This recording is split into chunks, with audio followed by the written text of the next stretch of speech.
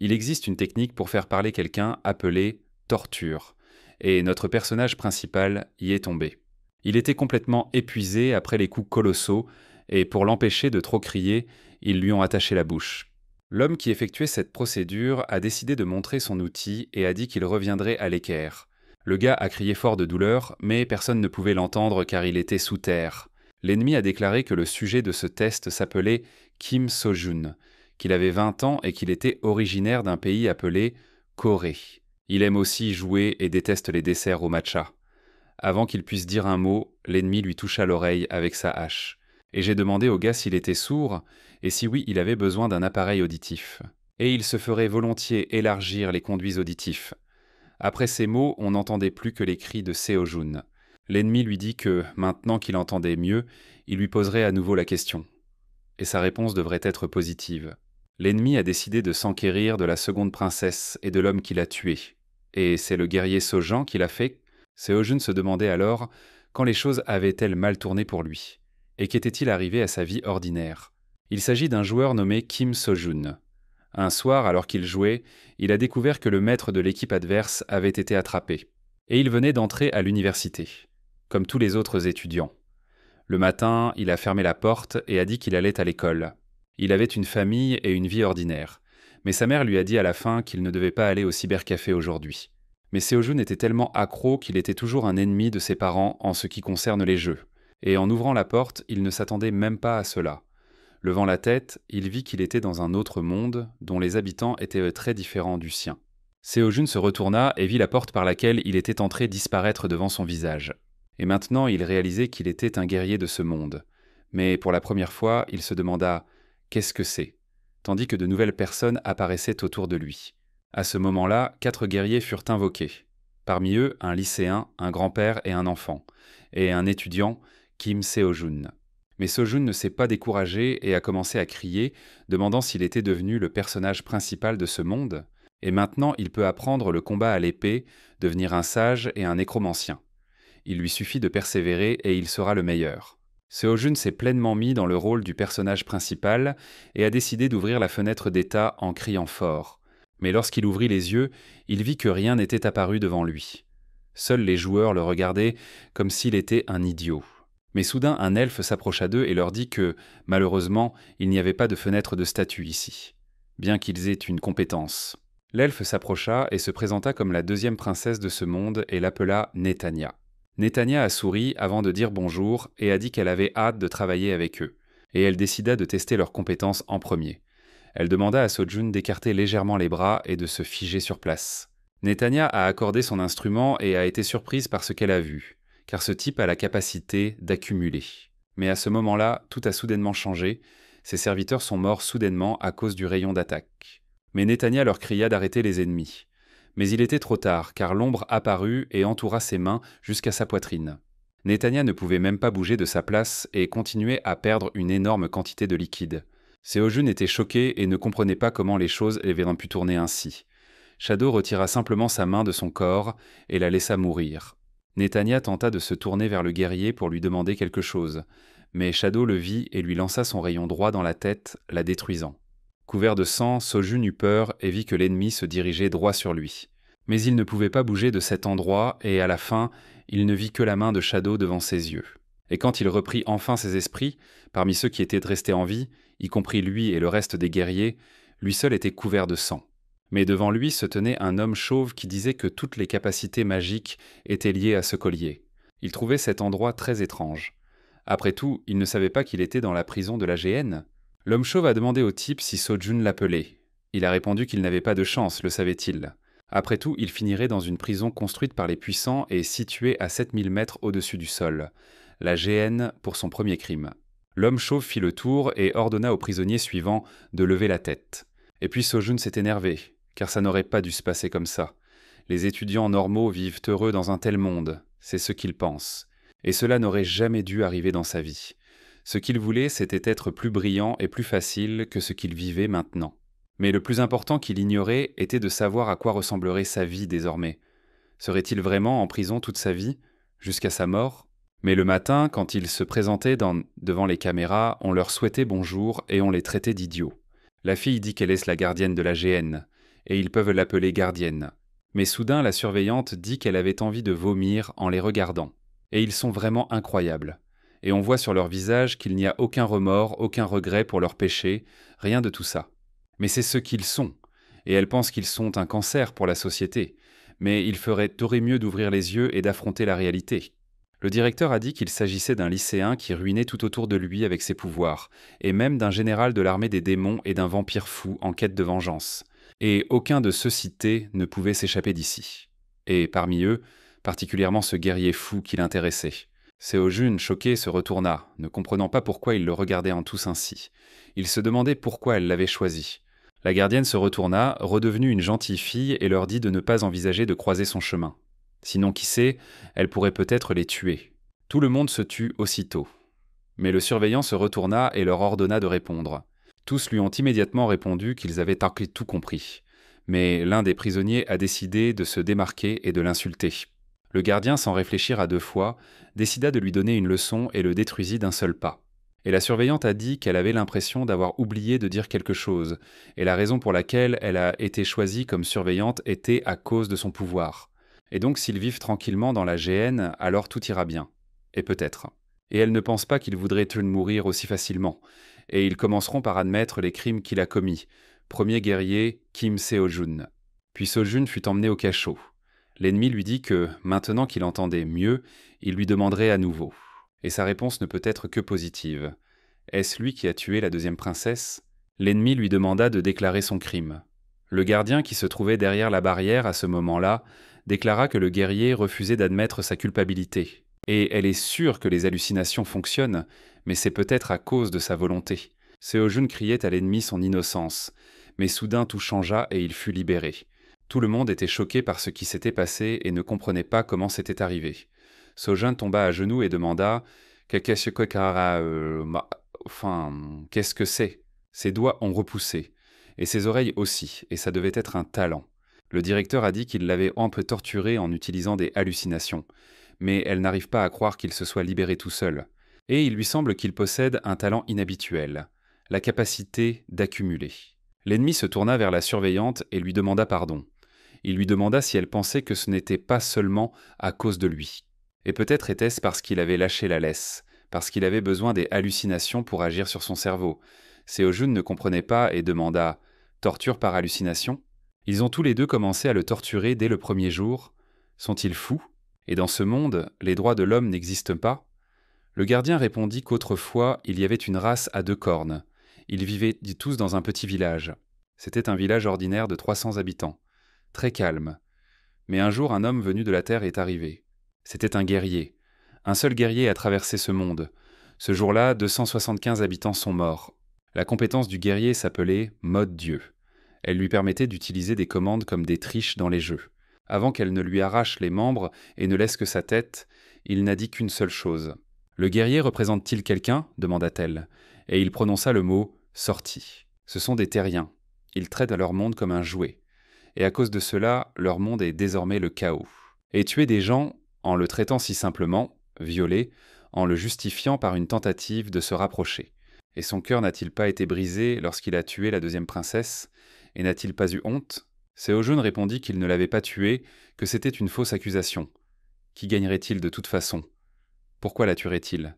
Le directeur s'est mis en colère et lui a donné un coup de pied, lui ordonnant d'écouter attentivement. La règle la plus importante de la GN est que l'accusé reconnaisse son crime. Coupables ou innocents, ce n'est pas leur rôle de découvrir la vérité. Après tout, GNA est un établissement pénitentiaire. Et ce n'est pas son affaire qu'il soit en prison pour une raison ou une autre. Leur rôle est de le corriger et de lui apprendre. Et bienvenue dans leur monde. La gardienne leva le poing et le mit KO d'un seul coup. Seo-jun fut jeté dans une cellule obscure et déclara qu'il ne connaîtrait pas une vie facile, même en ce monde. Or, ce monde n'est pas différent de la Terre. La seule différence sur Terre était qu'il avait de la famille derrière lui. Mais ici, il n'y avait ni famille, ni amis. Que de la solitude. Seo-jun pleura de solitude et leva soudainement la tête pour voir la deuxième princesse devant lui. Seo-jun n'en croyait pas ses yeux et demanda « Comment ?» La princesse demanda au guerrier s'il voulait être libéré de cet endroit. Seo-jun se demandait ce qui se passait et décida que cela pouvait être une illusion. Mais en réalité, c'était trop réel pour être une illusion. Il toucha la main de la princesse et la sentit. Puis il demanda « Est-elle vivante ?» Après tout, il était sûr qu'elle était morte après ce qu'il avait vu. Et puis, même s'il ne comprend pas comment elle a pu atterrir ici, il est ravi qu'elle soit venue. Et il est heureux qu'elle soit en vie. Cela signifie qu'il est libre de toute fausse accusation. Et il lui demande de le laisser sortir d'ici. La princesse répondit au guerrier que, malheureusement, il n'y avait aucun moyen de prouver son innocence. Seo-jun fut surpris et lui demanda ce qu'elle voulait dire. Mais pourquoi ne pouvait-elle pas le faire ? La princesse répondit qu'il y avait plusieurs raisons, mais la première était qu'elle était morte. Elle lui montra sa véritable forme. Seo-jun fut choqué par ce qu'il vit et ne comprit pas comment cela pouvait arriver. Mais la princesse répondit qu'il s'agissait de la forme dite éthérée, où l'âme est le noyau et le corps la manne. Les gens ne peuvent pas la voir à moins d'être au sol comme un guerrier, et elle n'a pas assez de mana pour utiliser ses compétences. Mais surtout, se souvient-il du visage du vrai criminel ? Demanda-t-elle. Seo-jun réfléchit et répondit qu'il ne se souvenait pas de son visage. Même les 3 autres guerriers ne s'en souvenaient même pas. C'était comme si une partie de ses souvenirs avait été effacée. La princesse, surprise, raconta que non seulement il s'était introduit dans le bâtiment le plus important du pays et l'avait tué, mais qu'il s'était aussi enfui, le rendant responsable de tout. Et donc elle ne pense pas qu'il soit utile d'annoncer publiquement qu'elle est en vie, puisqu'ils n'ont aucune information sur le véritable coupable. Seo-jun se ressaisit et demanda ce qu'il devait faire. Il ne pouvait pas faire ça, mais elle lui demanda s'il voulait s'enfuir. Que devait-il faire de toute façon ? Il finira par être exécuté. Il risque sa vie. Il a été invoqué dans ce monde, puis emprisonné et torturé. Alors qu'elle arrête de tourner autour du pot et qu'elle le dise franchement. A-t-il une chance de s'en sortir ? La princesse retira sa main et répondit qu'en général, elle ne pouvait pas répondre par la négative. Il y avait une solution. Seo-jun fut surpris et lui demanda ce qu'elle avait dit. La princesse répéta qu'il y avait une issue.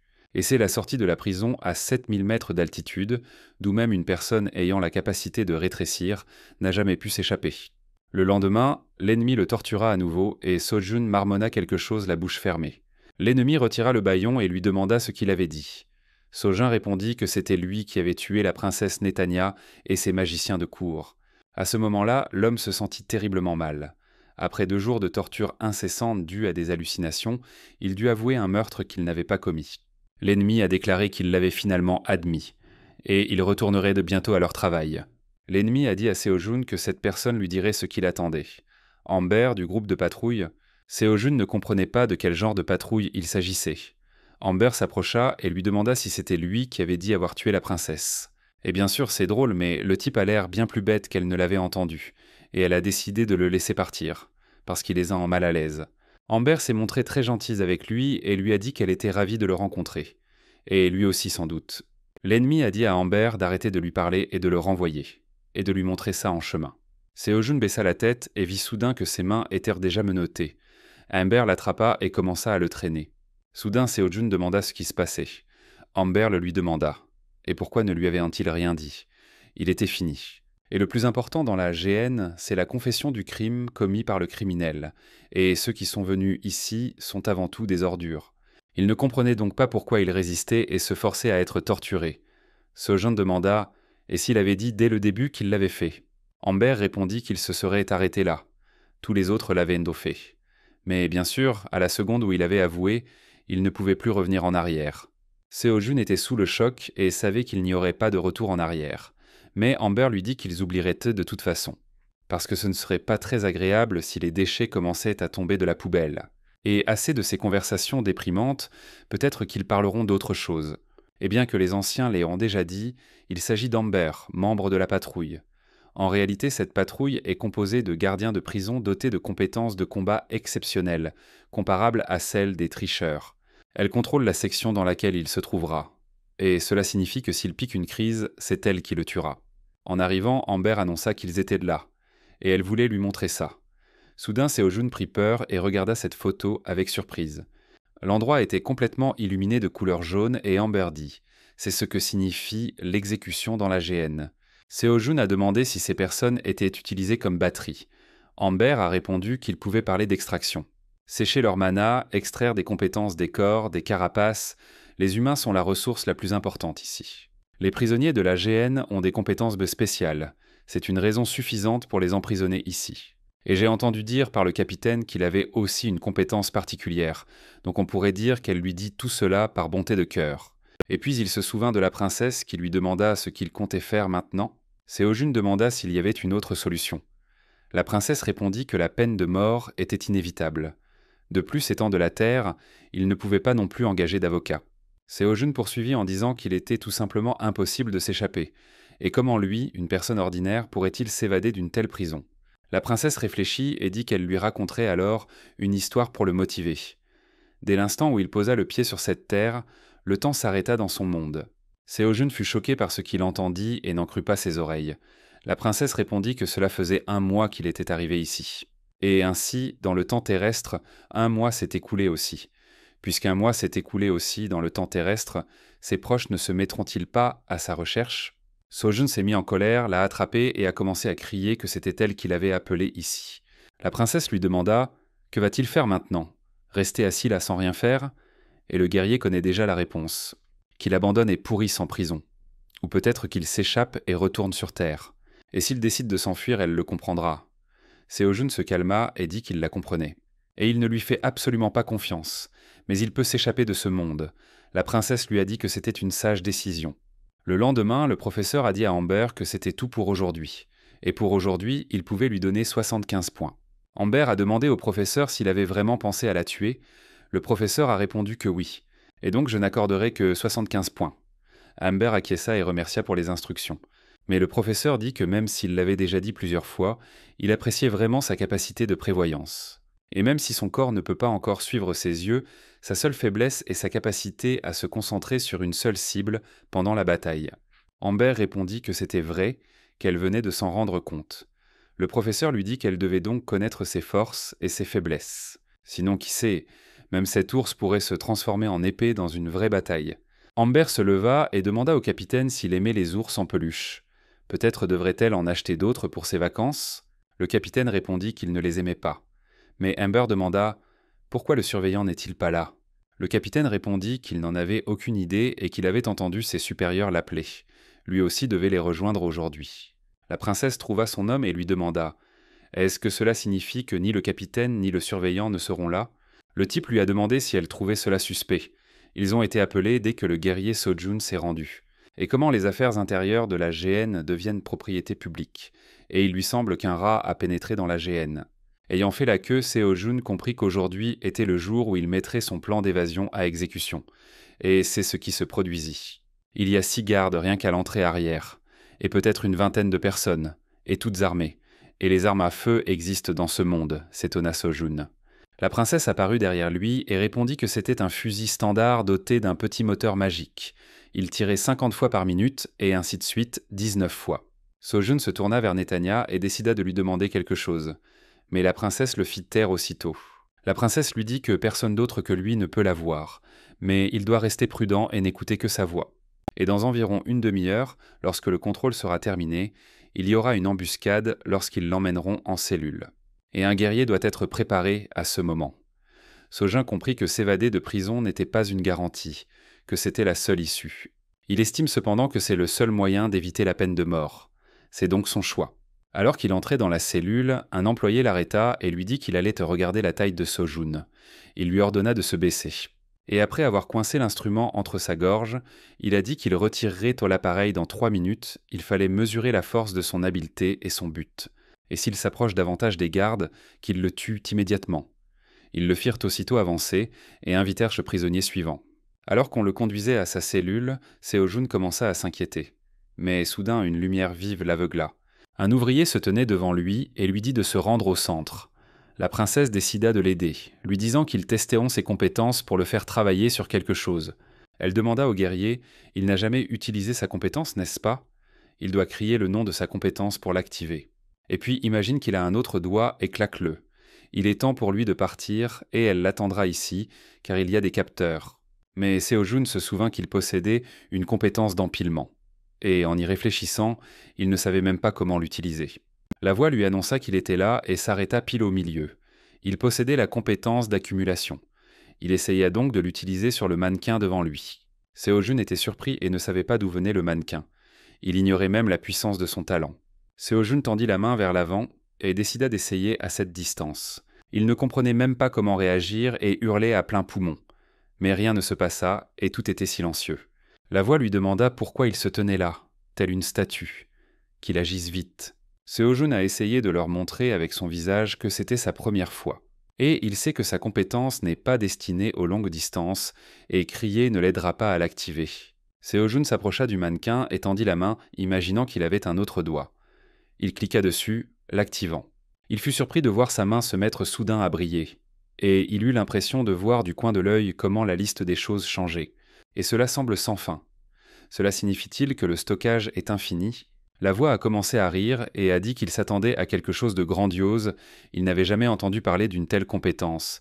Mais il semble que ce soit juste une compétence qui ne peut que stocker des choses. Mais Seo-jun était persuadé qu'il s'agissait d'un inventaire normal, comme dans les jeux. D'habitude, dans les manhwas, les personnages principaux possèdent des capacités inimaginables. Mais quelque chose l'inquiète encore. Autrefois, lorsqu'elle observait son talent, la princesse Netanya souriait. Mais le voilà maintenant confus, mais pas déçu. Peut-être parce qu'une telle compétence n'a jamais été évoquée auparavant. Ou peut-être ignore-t-il quelque chose. Et il y a quelque chose dans cette compétence d'accumulation dont il n'a aucune idée. La voix a dit aux guerriers de remettre le mannequin en place. Et ensuite, ils finiront de tester sa capacité. Seo-jun a demandé s'il devait choisir dans la liste ou quoi. Mais que faire ? Il ne peut même pas crier. La voix lui cria d'agir plus vite. Mais l'homme à l'extérieur de la sphère lui demanda ce qui n'allait pas. Ce n'était pas la première fois qu'il utilisait son talent. Mais la fille a dit non. Elle a cru que c'était sa première fois. Le garçon était choqué et n'en revenait pas. Mais soudain, la jeune fille lui a fait tomber l'arme des mains, puis l'a blessé à plusieurs reprises aux jambes. Le garçon tomba au sol, de douleur, et se mit à crier. Il demanda à la fille d'arrêter. Mais la fille n'y parvint pas. Et elle a découpé cet homme en petits morceaux avec son couteau. Les autres serviteurs lui ont demandé ce qu'elle faisait et ont ordonné aux autres de la tuer rapidement. Mais la fille était tout simplement impitoyable à ce sujet et lécha le sang sur le couteau avec sa langue. Seo-jun frappa à la fenêtre et demanda à la princesse ce qui s'était passé. Il pensait que le plan serait exécuté après le test. La princesse réfléchit et décida de deviner. Mais Seo-jun lui demanda ce qu'elle voulait dire. La princesse répondit qu'elle ne la connaissait pas. Ce n'était pas prévu. La jeune fille va s'amuser simplement à ce moment-là et détruisait tous les serviteurs. 10 minutes plus tard, le gardien savourait son repas. Mais l'aîné arriva et lui demanda encore ce qu'il mangeait. Le garçon répondit qu'il avait faim. Mais l'aîné se mit soudain à tousser et dit qu'il s'était coupé en jouant. Le type lui a demandé s'il avait attrapé un rhume.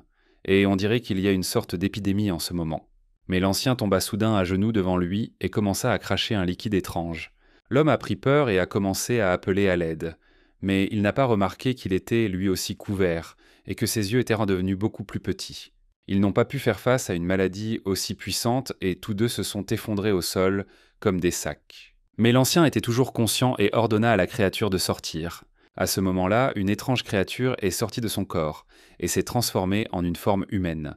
La créature a dit qu'elle se sentait mal après avoir été dans l'estomac puant du type. « Et qu'est-ce qui ne va pas avec Dofel ? Est-ce qu'il va bien ?» a demandé la créature. Dofel répondit à son allié que ce n'était que des plaintes creuses, et Ipeko était résolu. La créature l'écouta et acquiesça. La fille qui a exterminé le reste des gardes était à ce moment-là avec toutes les personnes où se déroulait la recherche de compétences. Elle regarda autour d'elle et, après avoir compté tous les gardes, donna le signal à l'étrange créature qui sortit de sous ses pieds. Elle a commencé à bouger ses doigts et à dire que je devais entrer inaperçue et percer. La jeune fille s'est approchée des gardes et a demandé pardon et a dit qu'elle avait vraiment besoin d'aller aux toilettes. Alors, peuvent-ils simplement la laisser aller aux toilettes ? Le gardien lui a dit qu'elle avait l'air suspecte. Il la regardera d'abord, puis l'emmènerait aux toilettes. La jeune fille en s'était bouleversée et dit qu'elle ne pouvait pas supporter cela. Le garde, surpris, lui demanda ce qu'elle voulait. Il pensait qu'elle préparait quelque chose. Il la laissa s'agenouiller immédiatement. La fille y réfléchit à ce moment-là. Le garde lui demanda si elle n'avait pas entendu l'ordre. Elle ferma les yeux et dit qu'elle s'en fichait désormais, qu'ils étaient exposés. Il était temps d'attaquer. Le garde fut surpris, car il ne comprenait pas ce qu'elle voulait faire. Mais la fille libéra un immense cercle sous elle et y aspira lentement le garde. Elle ressentit immédiatement une poussée de puissance énorme, et même pendant un instant, elle fut surprise et commença à se transformer en lui. Mais un autre garde, voyant tout cela, se mit à courir après elle. La jeune fille vit qu'il était rapide, et même si ses camarades étaient tués sous ses yeux, il la poursuivait pour l'attaquer. Elle sourit et répondit que c'était ainsi que l'on justifiait de risquer sa vie. Le garde s'était déjà préparé et avait décidé d'attaquer avec ses éclairs. Mais la fille vit un objet devant elle et réfléchit à la manière dont elle pourrait atteindre ce collier qui supprimait le mana. Mais soudain, en levant la tête vers le ciel, elle vit plusieurs faisceaux électriques qui étaient redirigés vers elle. Elle ne s'attendait pas à ce qu'après une telle attaque, une énorme explosion se produise autour d'elle. Les gardes l'avaient déjà encerclée à ce moment-là, prêts à tirer à pleine vitesse. Elle s'attendait à ce que la poussière retombe et qu'ils l'attrapent. Mais la fille s'est montrée et a dit que c'était excitant. Les gardes, voyant cela, ne purent plus s'arrêter et tirèrent toutes leurs balles directement sur elle. Mais finalement, ils virent que rien ne fonctionnait. Après tout, elle avait ramassé un objet qui supprimait le mana. La fille a dit que c'était vraiment incroyable. Elle est tombée en une milliseconde. Le garde se demandait à ce moment-là « Qu'est-ce qu'elle a ?» Et il voit quelque chose de brillant tourner autour d'elle. Et même si l'espace est déformé, il ordonne immédiatement aux autres de se retirer. Mais le visage du gars a soudainement commencé à se tordre et il a crié à la fin qu'elle allait tirer. À ce moment-là, la fille accumula de la force en elle-même et, étendant ses mains, appliqua la technique de nettoyage. Après avoir tiré le chargeur entier à pleine puissance, elle les a simplement déchirés en petits morceaux. Prenant le couteau dans ses mains, elle dit qu'il était maintenant temps de chercher Kim So-jun. Mais elle ne s'est pas arrêtée là, sur le chemin vers le gars, elle a eu des problèmes et a détruit chacun d'entre eux. S'asseyant près des corps, elle dit qu'elle était très fatiguée et demanda combien il y en avait. Et pourquoi la créature ne l'aidait-elle pas? La créature répondit que quelqu'un devait aussi surveiller. À cet instant, So-jun se demanda qui sont ces gens? Il savait qu'ils ne faisaient pas partie du plan de Netanya. Quoi qu'il en soit, une chose est claire pour lui. Ce ne sont pas une, mais deux parties qui veulent le faire sortir, le libérer des fausses accusations et de la prison. Mais la princesse vit à ce moment-là que cette situation ne lui semblait pas si bonne. La fille dit au garçon de ne pas avoir peur et de venir. Ils étaient en là pour le sortir de là. Et elle ne mord pas. La princesse dit aussi au guerrier qu'il les poursuivrait en premier. La jeune fille avait été ravie et répondit qu'il n'y avait pas lieu de s'inquiéter autant en sa présence. La créature cria à Ipeko qu'il n'avait pas le temps de flirter. Il devait partir dans 3 minutes. Ipeko répondit qu'elle le savait et lui demanda pour qui il la prenait. Et puis c'est tout. Elle espère que le type la suivra discrètement. Seo-jun marchait parmi les cadavres et tout lui semblait tordu. Ipeko, voyant son visage, demanda au gars « Qu'est-ce qui le fait frémir chez certains cadavres ?» Seo-jun, surpris, demanda « Quel cadavre ?»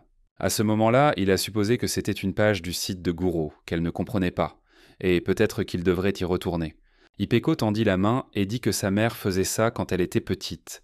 Elle demandait au garçon de fermer les yeux, de prendre sa main et de la suivre. Et ce ne serait pas plus simple ainsi. Seo-jun y réfléchit et lui dit qu'elle avait tort. Après tout, il était mort de trouille. La créature hurlait à Ipeko qu'elle était idiote et que chaque seconde était précieuse, mais elle continuait à jouer. Mais détournant le regard, il dit à Amber de ne pas s'approcher non plus. Amber répondit qu'elle n'avait même pas touché son ombre, et comment avait-il pu le deviner? La créature disait qu'elle pouvait sentir toutes les ombres autour d'elle, et elle sous-estime les compétences des autres. Amber répondit que c'était la première fois qu'elle rencontrait une créature pareille.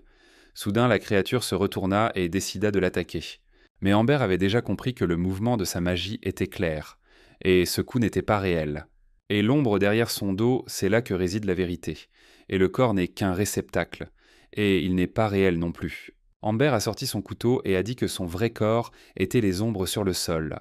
La créature cria à Ipeko que l'ennemi possédait la compétence œil démoniaque. Et elle vit les mouvements du mana d'un autre. Amber ne s'est pas arrêté là et, agitant son arme, a simplement détruit la créature, l'attrapant à cause de sa propre stupidité. Amber était très heureuse après cela et a dit que c'est ainsi qu'il fallait les traiter. Et il semble qu'il ne reste plus qu'un seul attaquant à affronter. Ils se regardèrent longuement, et Ipeko se souvint immédiatement que c'était cette fille. Amber dit qu'elle ne comprenait vraiment pas. D'après ce qu'il voyait, c'était l'œuvre d'un traître au sein de la GN. Alors qui est cet invité indésirable? Ou est-ce autre chose? Plusieurs groupes tentent de sauver Seo-jun. Quelle est leur motivation? Demanda-t-elle. La princesse comprit que si quelqu'un n'était pas de la Terre, il ne pourrait pas la voir. Elle pouvait la voir à travers la distorsion magique. Et elle a un œil démoniaque, et ça commence à l'énerver. Amber dit qu'ils oublièrent d'abord So-jun pendant un moment, et elle attaqua immédiatement Ipeko. Ipeko vit qu'elle frappait sous un angle si difficile à esquiver, c'est parce qu'elle est à moitié serpent. Amber ne s'arrêta pas là et continua d'attaquer. Mais la fille était aussi rapide et parvint à esquiver. Amber était très en colère et chacun de ses coups était si fort et inattendu que la guerrière ne pouvait pas réagir. Mais elle a vu que son attaque n'atteignait pas sa cible.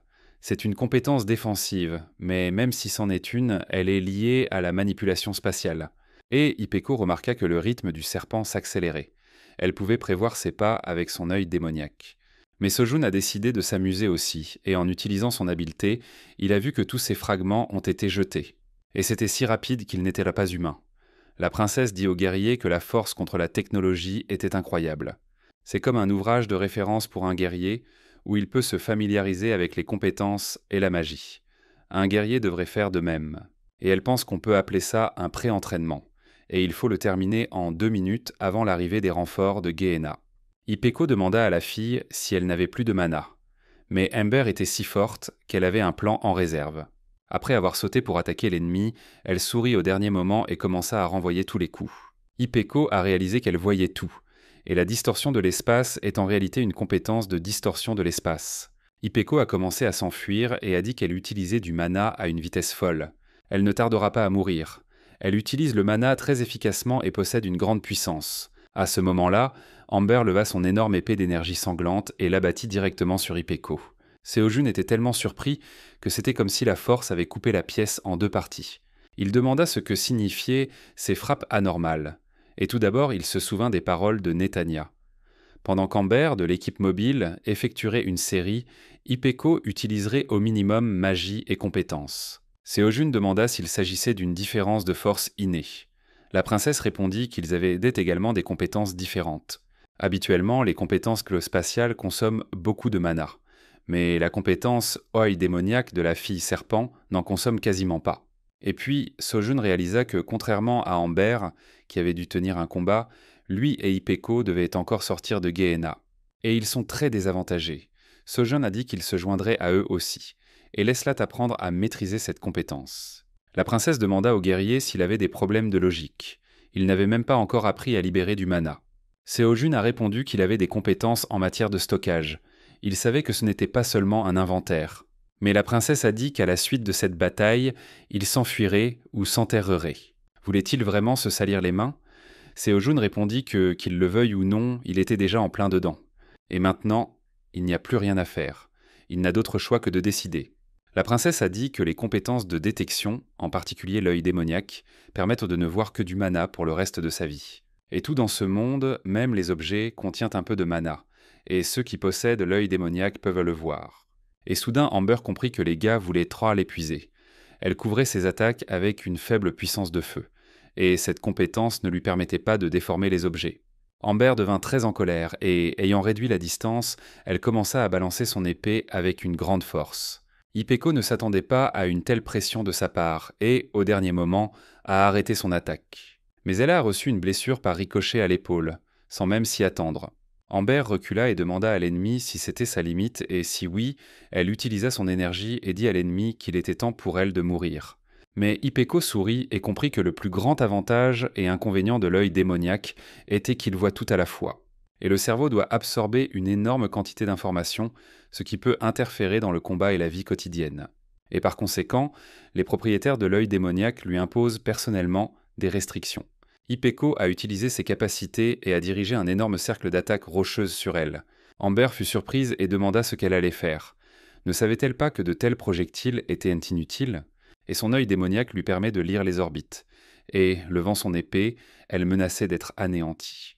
Mais Ipeco a répondu que pour le bien du combat, elle avait limité ses lectures d'informations au minimum.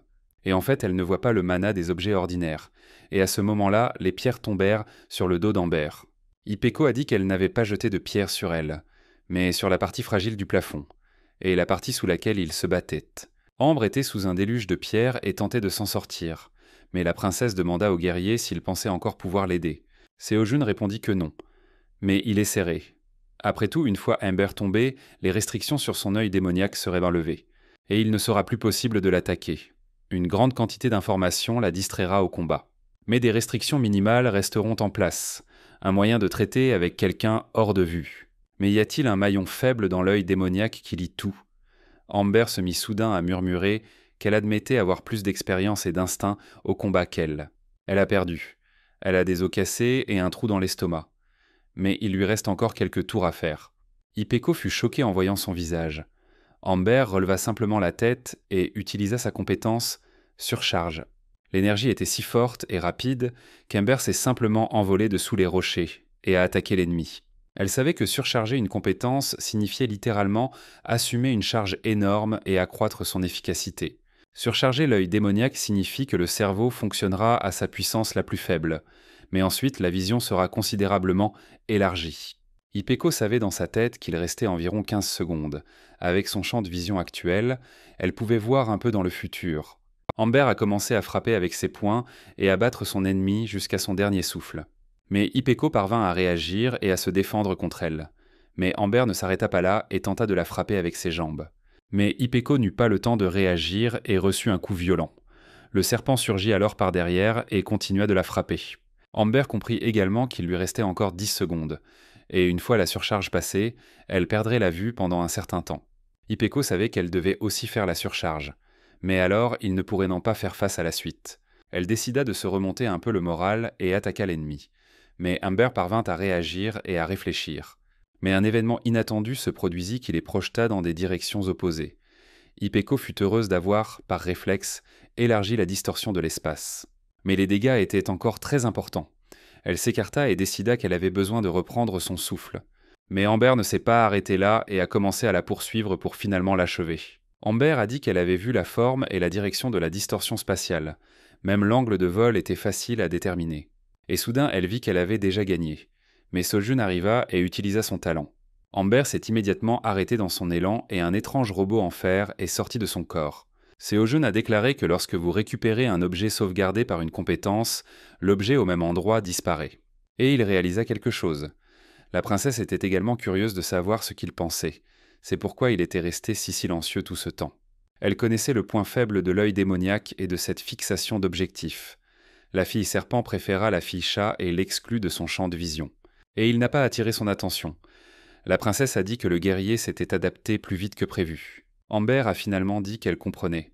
Et le point faible de l'œil démoniaque, elle ne pouvait pas y faire face. Et elle échoua. Amber ne put supporter de tels mots et tomba au sol comme un cadavre. Seo-jun la regarda avec son regard, dans lequel l'énergie était directement dans son œil. Il savait qu'il avait tué quelqu'un. Et c'était son choix. Au moment où il décida de fuir, le chemin devant lui devint sanglant. Et il doit tout faire pour revenir sur Terre, et pour échapper à ce monde. Ipeco l'observa et dit qu'il semblait qu'il n'y avait plus de garde. Il pourrait m'en sortir par l'entrée d'où elle venait. Ipeco vit le regard du type et lui demanda si quelque chose le dérangeait. Sojun répondit que non, qu'il prenait simplement son arme. Mais Ipeco a déclaré avoir libéré les autres prisonniers avant d'entrer dans la salle d'examen. Ils sont probablement occupés avec les autres maintenant. Et eux, pendant ce temps, traverseront la route pour se replier. Sojun lui demanda « Qui sont-ils au juste ? Pourquoi risquent-ils leur vie pour le sauver ?» Ipeco répondit qu'elle ne pouvait pas le dire, mais que pour eux, il n'était qu'une clé. Sojun, surpris, demanda « Quelle clé ?» La fille répondit que oui. Il y avait quelque chose de très important, enfermé, hors de leur portée, et lui seul pouvait les aider à l'ouvrir. Sojun regarda droit dans les yeux la princesse, ne sachant pas de quel type de clé il s'agissait. Soudain, Ipeco se tourna vers le guerrier. Sojun reprit ses esprits et répondit qu'il l'écoutait. Ipeco a déclaré que dans tous les cas, les couloirs de cet étage étaient probablement dans un chaos complet. Il leur faut donc trouver une autre issue. Et la seule solution, c'est de monter. Ipeco le serra dans ses bras et lui dit de bien s'accrocher, et elle le souleva jusqu'au 2e étage. Mais au dernier moment, Sojun a également participé, et en utilisant son poing, il a détruit la fenêtre qui bloquait leur sortie. Ipeco était ravi et dit au guerrier qu'il commençait à maîtriser sa nouvelle compétence, et c'était vraiment génial. Seo-jun a répondu qu'il l'avait utilisée plusieurs fois, donc il y était plus ou moins habitué. Mais Ipeco lui dit de ne pas se détendre simplement parce qu'ils étaient au dernier étage. 5 minutes s'étaient déjà écoulées, il y aurait donc aussi des gardes armés aux étages supérieurs. Et il lui ordonna de courir après elle, et quand ils briseraient les barrières. Mais la princesse décida de les quitter et disparut aussitôt. Seo-jun vit cela et ne comprit pas pourquoi elle avait agi ainsi. Il décida de s'arrêter et de lui demander. Mais Ipeco attrapa ses vêtements et lui demanda ce qu'il faisait. Elle lui dit de ne pas s'arrêter, parce qu'ils seront déconnectés de la zone où se déroule l'émeute. S'ils se déconnectent, ni elle ni lui ne pourront sortir. Seo-jun lui demanda de quoi elle parlait. Ipeko répondit que c'était une compétence qui affectait le temps et l'espace. Les patrouilles mobiles de Gehenna possédaient également ce genre de compétences. À ce moment-là, les garçons combattèrent les ennemis et tentèrent de les détruire. La fillette tira plusieurs balles sur eux, mais ils furent facilement repoussés. Le garçon fut surpris et demanda pourquoi il faisait si sombre ici. Mais ses serviteurs lui dirent que tous les gardes avaient terminé leur évolution. Le gars a demandé aux gars s'il était temps de déménager à Gramo Harbor. C'est à cause d'eux, les gars, que tout cela est arrivé. S'il continue comme ça, il n'y aura pas d'autre choix que de surcharger la compétence. Le gars a vu une étrange créature devant lui, et en utilisant une barrière carrée, il s'est simplement protégé de l'attaque. Mais il dit ensuite aux gardes qu'ils devraient mieux le surveiller. Après tout, les conséquences de la surcharge ne tarderaient pas à se faire sentir, et l'opération de détachement spatial est terminée. « Est-ce que les deux fonctionnent bien ?» demanda-t-il. L'allié répondit au chef qu'eux aussi avaient tout terminé, et qu'il organise un appel au corps. « Mais pourrait-il s'agir d'une coïncidence ?» demanda l'allié. Ni le directeur ni le commandant n'étaient pas présents au moment de l'incident. Le gaz a demandé « C'est une coïncidence ?» Non, ils étaient sûrs d'y parvenir. L'allié a dit que les rumeurs étaient vraies. Est-ce vraiment l'œuvre de traîtres ? Cecilia, où se trouvent les autres criminels en fuite ?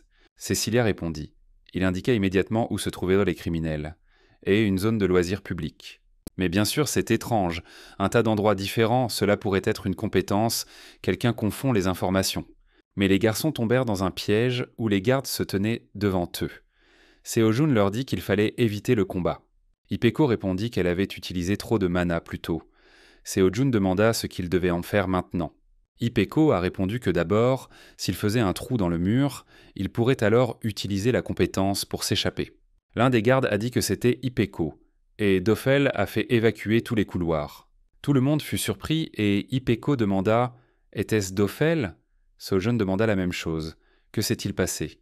Ipeko répondit que c'était son collègue. Il pouvait contrôler des cibles infectées toute la journée.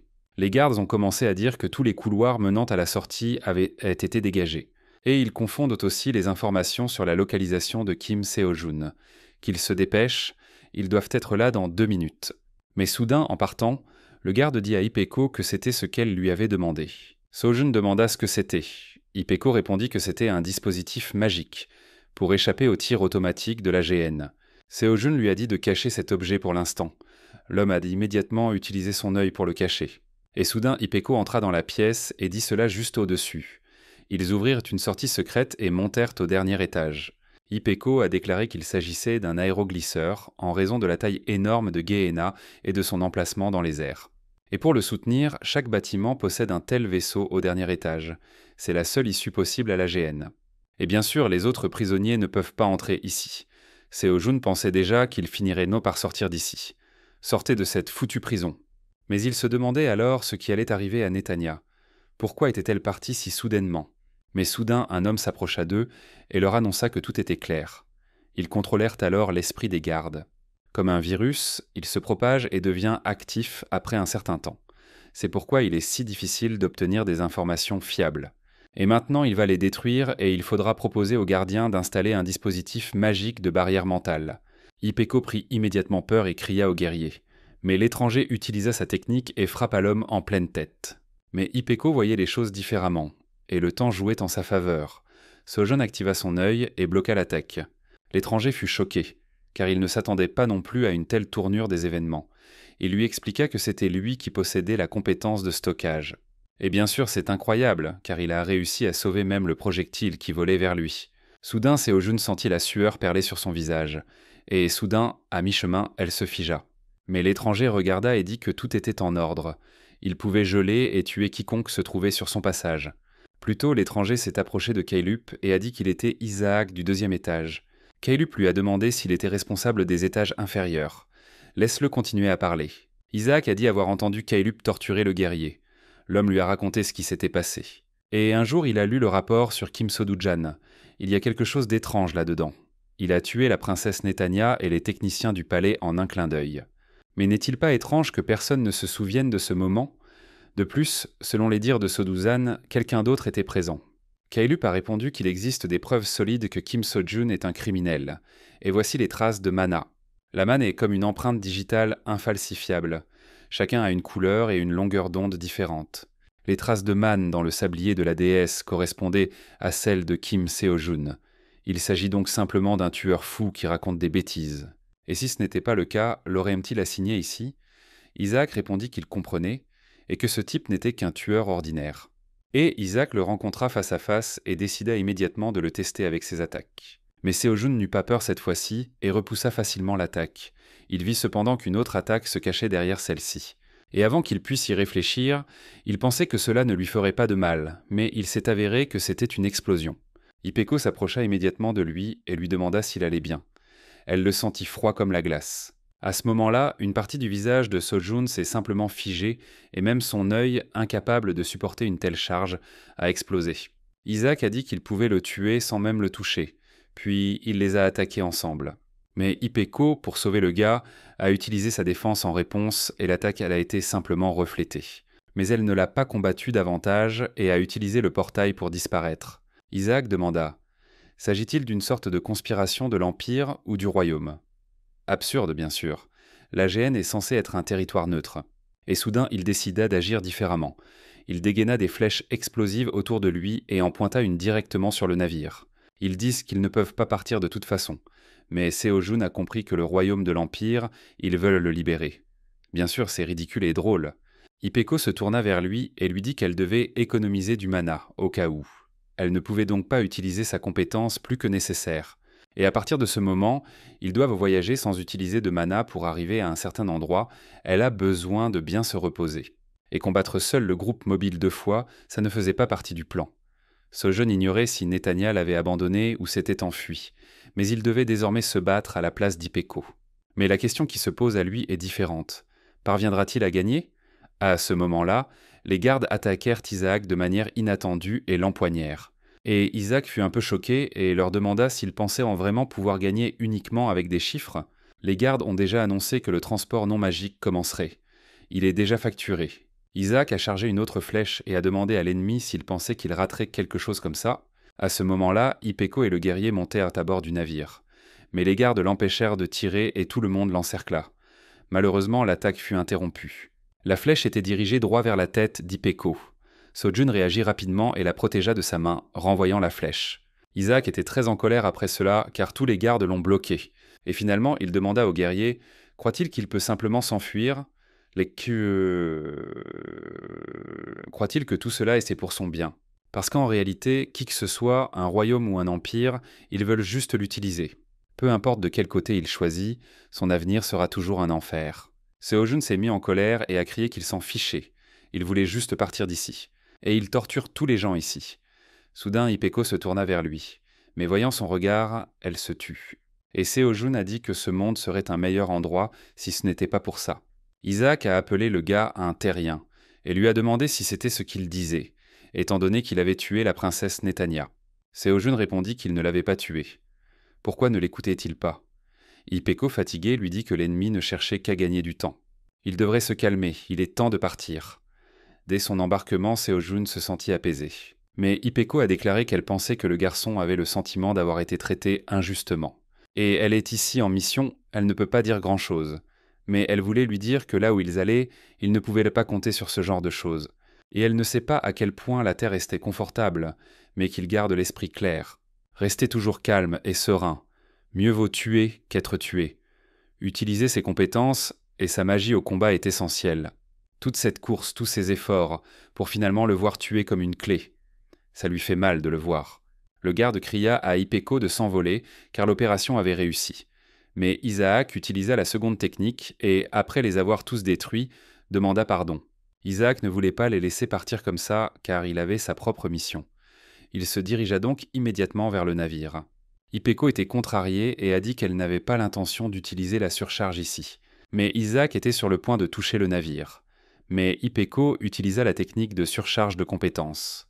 Isaac fut choqué de voir le vaisseau s'évaporer sous ses yeux. Au début, il pensa à une distorsion.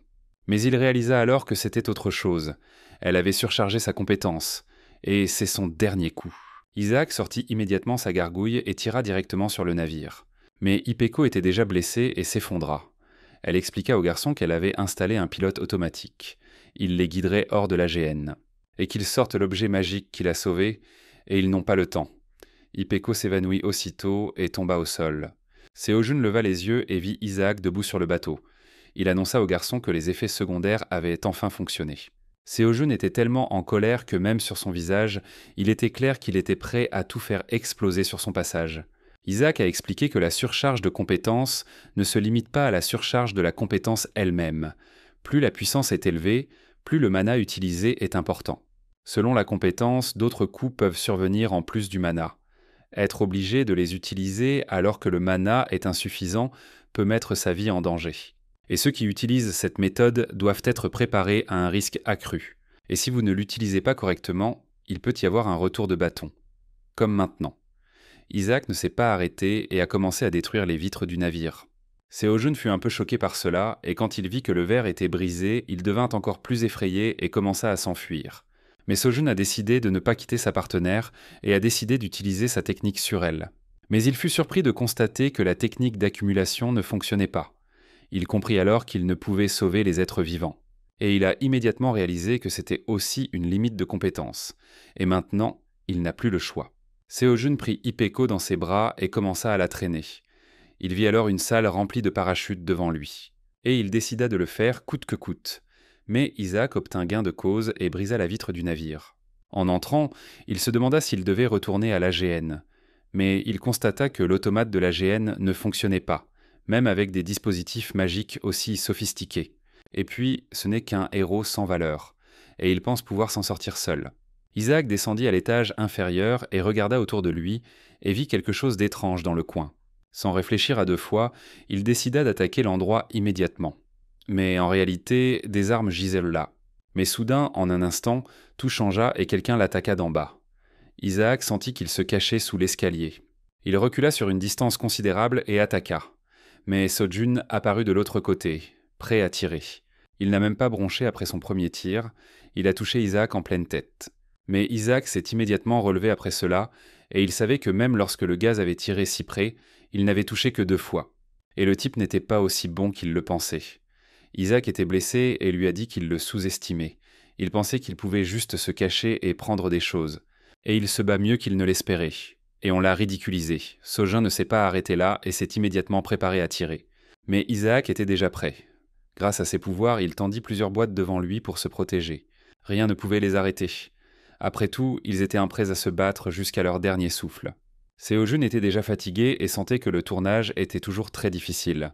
Mais Isaac lui dit de jeter son arme et d'entrer dans la pièce.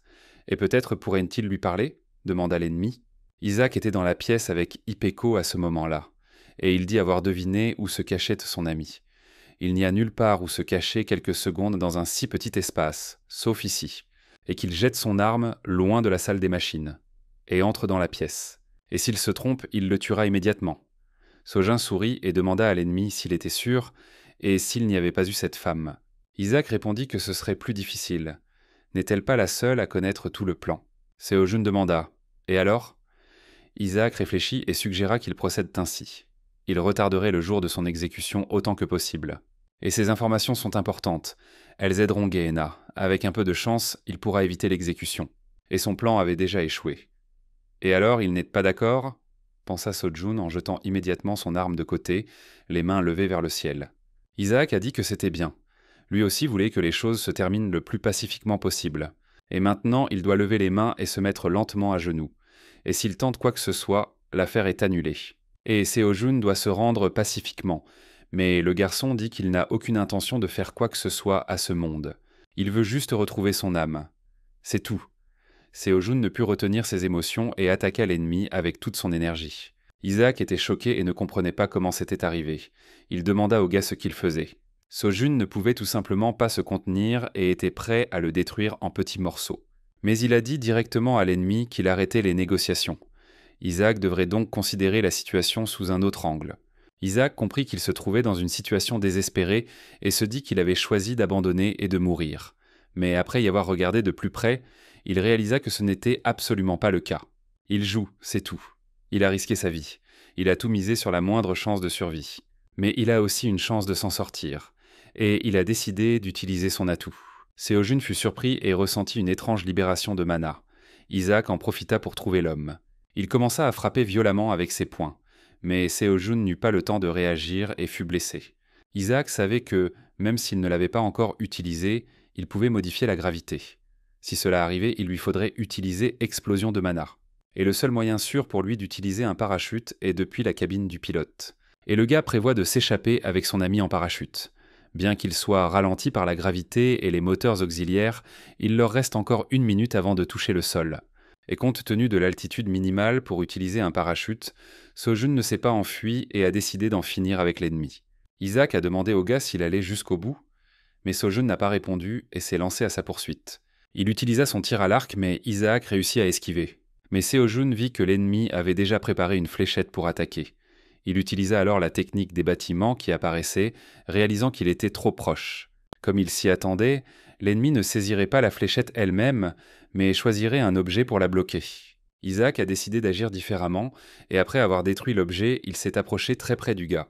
Seo-jun ne s'attendait même pas à une telle tournure des événements, et n'a même pas eu le temps de réagir à l'attaque de l'ennemi. Le coup était si imperceptible que Seo-jun ne pouvait même pas rester debout, et tomba au sol.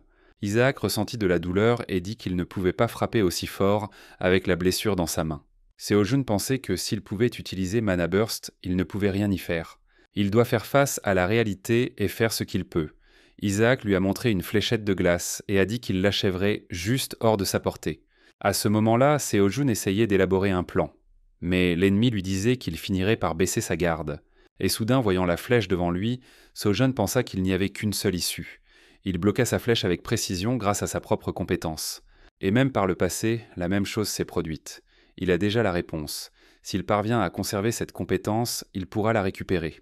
Seo-jun leva son énorme doigt et commença à réintégrer son habileté dans son corps. À ce moment-là, le gars a esquivé la fléchette et l'a fait se retourner et se diriger vers l'ennemi. Seo-jun soupira et déclara qu'il avait réussi. Et, se levant, il décida que, quoi qu'il en soit, il avait gagné par ses propres forces. En regardant autour de lui, il vit qu'Ipeko avait repris ses esprits. Elle lui dit qu'elle avait déjà installé le parachute. Et elle a l'impression qu'elle ne sera plus qu'un fardeau. Seo-jun dit que c'est bon, et qu'ils doivent juste partir d'ici. À ce moment-là, Seo-jun était déterminé. Il déclara qu'il briserait le mur. À ce moment-là, il a délibérément ignoré 2 facteurs. Premièrement, pourquoi Netanya n'était-elle qu'à l'état éthéré? Deuxièmement, pourquoi Netanya a-t-il disparu au milieu de son évasion? Il peut se justifier en invoquant son occupation et en s'évadant de prison. Il peut invoquer des excuses, mais le résultat ne changera en rien. C'est là le résultat de son choix. Et soudain, en un instant, tout a changé, et Ipeko a été attaquée, qu'elle n'a pas pu esquiver. La princesse a dit à son homme que le héros avait effectivement vaincu le groupe mobile. Tout s'est déroulé comme il l'avait dit. Et Shiola a demandé « N'est-il pas temps de passer à autre chose ?» Seo-jun était sous le choc à ce moment-là, et ne savait même pas comment il avait pu laisser cela arriver. La princesse dit au héros que ça ne marcherait pas. Ne lui avait-on pas appris cela, enfant? Il ne faut pas fréquenter des inconnus. Seo-jun a réagi brusquement et a enlevé ses vêtements et a décidé de l'appliquer sur la plaie. Mais le liquide du corps de la fille gicla. La princesse lui dit de garder ses vêtements sans les enlever. Et elle a immédiatement enlevé le sien pour éviter de se vider de son sang. Elle commence à s'habituer à sa capacité de stockage. Chiol a dit que c'était tout. Ses compétences étaient terriblement limitées. Et il était vraiment pathétique. Chiol saisit immédiatement le guerrier par la tête et le plaqua au sol. Et il lui dit que la compétence de stockage était tout ce qu'il avait. À ce moment-là, Seo-jun se demandait « Que se passe-t-il » Il ne voyait aucun mouvement. La princesse se tourna vers Chiol et lui dit que ça devenait dangereux. Chiol répondit qu'il avait oublié. Et ils ont failli s'écraser. Et il a économisé le carburant de la Bikoma. Seo-jun ne comprenait pas ce qui se passait et a demandé « Quelle autre compétence ?» Mais soudain, le navire perdit l'équilibre et s'enfonça brusquement dans le ciel. Seo-jun s'est cogné la tête et a eu l'impression qu'il allait vomir. Et il ne distingue pas ses ennemis de ses camarades. Seo-jun a demandé s'il était le seul à posséder cette compétence. La princesse répondit que c'était la seule clé. Quoi qu'il en soit, elle ne révélerait pas immédiatement toutes les informations sur ce chat voleur. Elle demanda à Chiol s'il l'avait vraiment tué. Chiol répondit qu'il ne l'avait pas tué, mais que la blessure était mortelle. Et dans 1 ou 2 minutes, elle mourra d'hémorragie. Seo-jun leur demanda « Qu'est-ce que c'est? Et que cherche à accomplir Netanya? Peut-elle le renvoyer sur Terre ?» La princesse répondit que ses objectifs et ses principes n'étaient pas différents des siens. Il pouvait dire que c'était leur destin commun. Seo-jun dit qu'il n'arrivait pas à y croire. Il lui restait encore des fléchettes. Et maintenant, il allait tirer et tuer ces 2-là. Il a immédiatement utilisé sa capacité, mais quelque chose s'est mal passé et Chiol l'a bloqué. Et puis Sojun s'est rendu compte que même sans un délai d'une milliseconde, au moment où il a sorti la fléchette, il l'a immédiatement effacée avec la corde, comme s'il savait que cela arriverait. La princesse dit au héros d'arrêter de résister, il n'y avait aucune raison de se battre. Et il a même dit à Chiol de se calmer. Il n'y avait pas besoin de stresser autant à cause d'une clé importante. Chiol répondit qu'il essaierait, mais qu'il ne promettrait rien. Seo-jun réalisa que Chiol et ses compétences d'accumulation ne fonctionnaient pas ensemble. Et maintenant, il n'a plus qu'une issue. Sojin se saisit de son arme et tire immédiatement sur Chiol. Mais Chiol a maintenu sa position et a affirmé que l'idée du gars n'était pas mauvaise, mais il manquait d'expérience. Chiol a immédiatement utilisé sa défense et a placé une énorme armoire en béton devant lui. Mais Seo-jun a décidé que c'était déjà un succès, et son champ de vision était déjà limité. Et maintenant, il ne verra plus sous quel angle il tirera. Chiol a dit qu'il le répéterait. Et il manque d'expérience. Mais Seo-jun n'a pas vu que l'attaque était bloquée, et l'attaque lui a été renvoyée. Chiol a dit qu'on aurait dit que le moteur à mana du canon avait explosé. Les morceaux étaient vraiment douloureux. Et maintenant, il l'a probablement remarqué. Il n'avait pas qu'une seule compétence. Sojin pensait que cet homme ne venait pas de la GN. Netanya le voit, donc il vient aussi de la Terre. Et une différence de compétences si insurmontable. Et s'il est aussi un héros comme lui, depuis combien d'années vole-t-il dans ces nuages? La princesse a dit que la compétence de Chiola est de copier. Il a déjà copié la compétence d'accumulation. Cependant, la compétence d'accumulation étant particulière, certaines restrictions s'appliquent à la copie. L'original est requis. Et elle le répéterait encore et encore. Leurs objectifs sont les mêmes. Seo-jun commença à se sentir déterminé. Et à cet instant, il ressentit à nouveau des sensations de déjà-vu. La peur et l'impuissance lui étaient en familière. Il imitait les talents des autres et il imitait aussi le sien. Et une seule personne peut y parvenir. Après tout, l'effet de la compétence, la méthode de son utilisation, mais pourquoi ne l'a-t-il pas compris avant? Et le criminel qui l'avait conduit en GN. Tout a commencé à ce moment-là. Chiol a dit au guerrier qu'il était enfin arrivé au point de départ, et il se sentait comme un idiot inexpérimenté. Mais soudain, Chiol activa son rayon et le dirigea directement vers la fille. Mais Seo-jun vit cela et s'inquiéta aussitôt. Ipeko dit que c'était la fin pour elle. C'était une blessure mortelle. Et devant ses yeux défilaient tant des souvenirs qu'elle avait réussi à oublier. C'est ce qu'on appelle la vie qui défilait devant ses yeux. Et à ce moment-là, voyant les ordres devant elle, elle dit qu'elle sentait qu'elle ne serait pas capable de les exécuter. Et elle n'a pas le temps de faire le point sur sa vie. Elle a besoin de réfléchir pendant que son cerveau travaille. Et peut-être que leur dernier ennemi est le groupe d'opposition de l'autre côté. Il s'agit sans doute de l'Alliance royale. Et où se cachait-il exactement? Ils ont choisi un navire au hasard dans une situation aussi désespérée. Ipeko commença à se demander où, quand et comment ils avaient choisi ce navire, et pourquoi étaient-ils entrés seuls. Seo-jun a été grièvement blessé par balle. Chiol a demandé au garçon s'il avait compris. Et il possède plus d'un talent. Mais Ipeko a compris que la prévoyance, une compétence et la capacité de voir l'avenir. Ils virent le navire sur lequel ils montaient, et ils se cachèrent sous la cale. Ils n'étant que des pions dans un avenir prédéterminé. Ipeko s'empara de l'arme et décida que la défaite était inévitable. Elle avait accepté son sort depuis longtemps. Mais elle sauverait Kim Seo-jun, elle jouerait jusqu'au bout. Seo-jun commença à agir. Mais Chiol s'approcha de lui et le souleva dans le ciel par le cou. Et Seo-jun réalisa que cet ennemi l'avait fait taire. Mais pourquoi cela s'était-il passé ainsi? À cet instant, Ipeko tira et toucha la main de l'ennemi. Mais Chiol lui a dit qu'il serait plus facile d'attendre sa mort en silence. Mais Ipeko a utilisé la réinitialisation de compétences. Et c'était sa dernière tentative de résistance. Mais Ipeko répondit que si elle avait déjà perdu, elle pourrait les gêner un peu. Soudain, la main de Chiol a commencé à ne plus bouger, car une erreur système s'était produite. La princesse lui demanda ce qu'il faisait. Qu'il tue vite le chat errant et protège le héros. Mais Chiol lui dit que c'en était assez et qu'il était temps de partir. Après tout, l'autodestruction commencerait dans 15 secondes. Ipeko était prête à exploser et à donner sa vie pour le guerrier. Mais Chiol annonça qu'il restait 6 secondes avant que la téléportation ne devienne impossible. Et il va rester coincé dedans. La princesse lui a demandé s'il avait provoqué la réinitialisation de la compétence. Elle a emmené son homme avec elle et a dit qu'ils verraient le héros la prochaine fois. À cet instant, Ipeko pensa qu'elle avait toujours rêvé de voir le héros. Elle l'admirait depuis son enfance. Et le seul qui peut sauver ce monde pourri, c'est un vrai héros. Le héros doit désormais sauver le monde. Elle a enfin pu lui confier son souhait. Ipeko a donné sa vie pour le héros afin qu'il puisse répondre à sa demande et a explosé avec le navire. À ce stade de l'entretien, le chef a déclaré qu'il était désormais temps de passer au sujet suivant. Mais ayant reçu l'information, il dit qu'il y avait eu une évasion dans la GN. Et comment ferait-il face à cela demanda-t-il au gardien. La GN, cette forteresse céleste imprenable dont personne n'avait jamais réussi à s'échapper. Perdre un tel statut est une lourde responsabilité. Mais l'un des présents n'a pas apprécié et lui a crié de ne pas dire de bêtises. Il a convoqué une réunion inutile alors qu'ils étaient à présent très occupés et ne les a rien laissé faire. Et c'est quoi ça? Le patron veut qu'on l'achève parce qu'il est malade? Le vieil homme répondit au gardien qu'il s'inquiétait pour leur gardien. A-t-il toute sa tête? Le gardien répondit que, même s'il venait de la terre, on pouvait lui faire confiance. Et le vieil homme décida que l'audience s'arrêterait là. Et quand il les regarde, il a l'impression d'avoir vieilli de 10 ans. Et bientôt le plan pour capturer le fugitif sera mis à exécution. Le groupe des héros sera également impliqué. Et de toute façon, quelqu'un devra prendre ses responsabilités.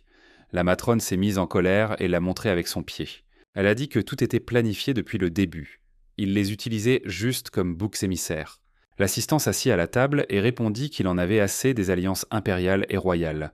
Quand s'uniront-ils et cesseront-ils de se battre pour leurs propres intérêts? Et d'abord les guerres contre les démons, maintenant les gens se battent entre eux. Le gardien répondit que tout cela était planifié. Leur exclusion de la GN, et l'évasion de Kim Seo-jun aussi. Ils doivent d'abord régler ça. Ils organiseront une réunion avec les dirigeants. Et assurez-vous que toute l'équipe d'intervention du 6e étage soit présente. Ils doivent retrouver Kim Seo-jun. Mais lorsqu'ils arrivèrent à GN, ils virent dans comment les choses se passaient. Les gens criaient les uns aux autres et demandèrent des bandages pour panser les blessés. Le chef a déclaré que 47 personnes avaient été tuées, 58 blessés et 120 autres légèrement blessés et souffrant de commotion cérébrale. 2 autres membres du groupe mobile sont morts. Le directeur a indiqué que les familles des morts et des blessés seraient évoquées lors de la prochaine réunion. Et la question la plus importante maintenant est de savoir comment ils ont pu percer la sécurité de Gehenna. La salle d'examen dispose d'un système spécial pour empêcher les fuites de magie. Alors, comment ont-ils réussi à le contourner et à utiliser leurs compétences? À part le tube au centre de la salle de test, il n'y a aucun autre endroit où vous pouvez utiliser la magie. Et toute la magie se termine par un petit flash lorsque vous essayez de l'utiliser. Et c'est pourquoi les gardes dans cette pièce sont armés d'armes magiques. Et tout d'abord, ils doivent établir un paradigme temporel basé sur leurs données. Le gars a répondu que d'abord les attaquants Ipeco avec la compétence de distorsion, puis le diable avec la compétence d'ombre et ceux imagés. Tout d'abord, une personne possédant la compétence Infection a été en contact avec un garde de Gehenna, et sa cible était peut-être les gardes en vacances. Après cela, l'ombre a découvert où se trouvaient les gardes en vacances. Il semblait qu'ils se trouvaient dans un endroit dépourvu d'intimité. Et ils doivent déterminer où se trouve le personnel qui est en vacances? Ils lui ont dit que c'était difficile. Et de plus, pour être réaliste, il fallait contrôler tous les officiers. Le directeur a demandé à tout le monde de se taire et a demandé ce qui s'était passé ensuite. Après cela, ils retournèrent à la GN et subirent des tests physiques et mentaux. Cependant, compte tenu des circonstances possibles, on peut suggérer qu'ils contenaient en eux la compétence de l'ombre dans leurs organes internes. Le directeur se leva soudain et dit « Ça y est, c'est tout ». Ils utilisèrent la compétence Infection pour désarmer les personnes présentes dans la salle d'examen. Et ils ont contrôlé les gardes et désactivé le système. Ils ont vraiment tout planifié. Et maintenant, elle comprend qu'ils veulent recommencer la guerre. L'Empire et le Royaume ont définitivement perdu la tête. Le directeur a demandé au groupe mobile ce qu'ils en pensaient. À ce stade, le groupe mobile de repos n'a même pas demandé comment tout cela était arrivé. Le gars de l'équipe mobile du 6e étage, Aaron, a demandé que c'était évident. N'était-ce pas l'œuvre de l'Empire? Caleb lui dit qu'il était d'accord avec lui. Mais Siran du groupe mobile réfléchit et ne dit rien. Mais Cecilia pensait que c'était un royaume. Ne veulent-ils pas voler la clé de l'Empire? Zetra répondit également qu'il soutenait Cecilia. Aran s'excusa pour ses paroles, mais ne devait-il pas surveiller les fugitifs? Le directeur a dit qu'ils avaient raison. L'ordre avait déjà été donné. Mais soudain, l'assistant s'est levé et a annoncé qu'il avait trouvé l'emplacement approximatif. Et il y a 3 heures, ils étaient à 8 km de la GN, et il va le tuer. Et Kim Seo-jun, c'est un monstre qui a tué son collègue, et il va le mettre en pièces. Le gars a demandé au capitaine du groupe mobile, Lee Tae-yong, s'il allait l'attraper lui-même. Tae-yong a dit oui. La directrice a dit qu'elle ne pouvait pas le permettre. Ils avaient déjà perdu 2 membres de l'équipe mobile, et elle sentait que c'était inévitable. Lee fut surpris et demanda ce qui n'allait pas. Le directeur répondit à Isaac qu'il n'était pas très doué au combat et qu'Amber était une débutante. Et ils n'avaient aucune chance, ils le savent aussi. Leur travail implique des situations comme celle-ci. Et c'était au tour d'Amber et d'Isaac. Lee réfléchit et dit à Sirène et Mommy de s'en occuper, qu'elles aident le groupe de héros. Mommy répondit que c'était vraiment ennuyeux. Mais elle devait venger sa collègue. Mais lorsqu'elle se retrouva dans un endroit calme, la princesse lui demanda une explication. Pourquoi prend-il lui-même ses décisions? Il n'en a même pas fini avec le chat et a laissé le héros là. Et puis, pourquoi leur opération a-t-elle coïncidé avec celle de l'Empire? Chiol répondit que c'était parce qu'il devait le faire. La princesse fut surprise et demanda « Quoi chez... quoi ?» Chiol répondit que, comme elle le savait déjà, pour l'ouvrir, 2 clés étaient nécessaires, l'épée de lumière et l'énergie de l'élu. La dernière chose est difficile à obtenir. Kim So-jun doit s'en occuper lui-même, recharger la compétence de stockage. La princesse a dit que c'était décidé avant l'invocation. Ils ont décidé que si ça ne marchait pas, ils lui arracheraient sa compétence et le forceraient à redémarrer. Chiol répondit que Seo-jun pouvait se remettre à flot d'une autre manière. La princesse lui répondit qu'il l'avait convaincue, mais qu'elle laisserait tomber. Mais que Chiol n'oublie pas que pour résoudre son problème, il doit atteindre son objectif. Il veut retourner sur Terre, n'est-ce pas? Chiol lui dit qu'elle touchait sa blessure et qu'elle n'avait pas besoin d'être si sensible. Kim Seo-jun était sain et sauf. Seo-jun reprit ses esprits à ce moment-là et ouvrit les yeux. Il ne comprenait pas où il était ni pourquoi il était attaché. Mais soudain le rideau s'ouvrit devant lui et le médecin et son patient entrèrent. Le médecin demanda à l'étranger s'il était réveillé, et demanda à So-jun s'il voyait mal. Seo-jun se demanda qui était en ces gens. Était-il dans la GN ou à l'hôpital? Et lorsqu'il essaya de tendre la main, il vit qu'il était ligoté. Et il faut attaquer en premier et les prendre au dépourvu. Il faut se dépêcher de filer d'ici. Le subordonné a dit qu'il y avait quelque chose d'étrange avec l'œil du gars. Il semblait avoir beaucoup de plaintes. Le médecin lui répondit qu'il lui avait dit de ne pas attacher le gars. Mais le subordonné refusa et il ne pouvait pas retenir le terrien comme ça. Mais So-jun a utilisé ses capacités et a utilisé la foudre pour briser les cordes de ses mains. Il ne s'est pas arrêté là et a déchiré toutes les cordes qui le retenaient en dedans. Puis il a décidé de s'enfuir. Le médecin a dit à son subordonné de rester tranquille et qu'il s'en occuperait lui-même. Seo-jun sortit en courant et se demanda « Que s'est-il passé? Et où est-il donc ?» Et la dernière chose dont il se souvient, c'est comment l'énergie autour d'eux a explosé et il s'est retrouvé dans un endroit différent, un endroit où il n'était jamais allé auparavant. Mais pris de peur, il décida de s'enfuir. Mais le docteur utilisa ses pouvoirs, le rattrapa et lui ordonna d'arrêter. Seo-jun se retourna et fut surpris par la libération habituelle de pouvoirs magiques. Mais le docteur toucha l'épaule du garçon et le fit tomber à terre. Il lui dit de ne pas s'enfuir dans le couloir. Mais il doit d'abord se calmer, mais So-jun a utilisé sa technique et a brisé le mur sous lui. Le médecin ne put résister et courut à la poursuite du type jusqu'à l'étage inférieur. Ouvrant les yeux, il vit une famille debout devant lui. Il décida aussitôt de se lever au plus vite. Mais soudain, une fibre s'approcha de lui et, pleine d'énergie, lui posa le pied dessus. Mais Seo-jun couvrit son visage et utilisa ses pouvoirs pour s'éloigner d'elle. La fille demanda au garçon ce qu'il faisait là. Seo-gun comprit immédiatement qu'elle utilisait elle aussi des pouvoirs magiques. Mais elle n'a pas autant de puissance que l'équipe mobile. Il faut donc la tirer plus près et la tuer. So-jun espérait y parvenir. Après tout, il en avait déjà tué 2, et il se souvint des paroles d'Ipeko. Il lui avait promis de s'enfuir d'ici. Et maintenant, il ferait tout ce qu'on lui demanderait. Mais le médecin s'est interposé entre eux et leur a ordonné d'arrêter. La jeune fille, indignée, a déclaré que c'était la faute de cet homme. Mais le docteur répondit qu'il était un vagabond venu de la Terre. N'est-il pas logique que tout le surprenne? Le médecin lui a demandé s'il s'était un peu calmé. Il lui a demandé pardon car sa petite amie est sanguinaire. Seo-jun lança un regard menaçant et demanda « Quel est cet endroit? Depuis combien de temps est-il dehors ?» Le docteur répondit que c'était le 17e village pionnier du royaume. Mais le garçon venait d'arriver, il n'en savait rien. Qu'il y réfléchisse comme s'il était dans un autre monde. Mais Seo-jun pensait que quelque chose clochait. Il pensait en qu'il n'était qu'un terrien venu à eux. Et le gardien a dit quelque chose comme « En plus des héros, il semble y avoir des terriens au hasard ici. » Et avant l'arrivée des troupes de la GN, demanda So-jun, a-t-il dormi environ une demi-journée? Le médecin fut surpris et demanda avec étonnement « Une demi-journée?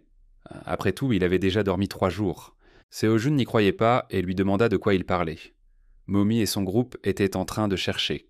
Mommy regarda autour d'elle et dit que le royaume avait mobilisé toute sa puissance. Mais Siran tenait un petit jouet dans ses mains et le fixait. Mais Mommy s'est précipitée vers elle et lui a immédiatement arraché le jouet des mains. Elle a dit que quelque chose lui semblait étrange, et ce problème de traître dans la GN. Sont-ils vraiment testés? Mais Mommy s'est montrée rusée et a immédiatement jeté le jouet par-dessus bord.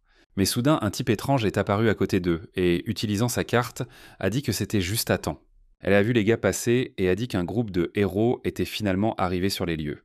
Mais le garçon se souvenait de sa première venue au monde. Ce jour-là, il avait vu Sojong, qui lui avait annoncé qu'il était devenu le protagoniste d'un autre monde. Mais le gars, curieux, demanda ce que c'était. Mais en regardant sa main et son énergie, il comprit qu'il avait le don du commandement. La princesse dit à Seo-jun qu'ils allaient tester ses compétences. Il devait alors écarter les bras et se tenir droit. Mais le gars a levé la main et a regardé et a vu qu'une carte était apparue dans ses mains.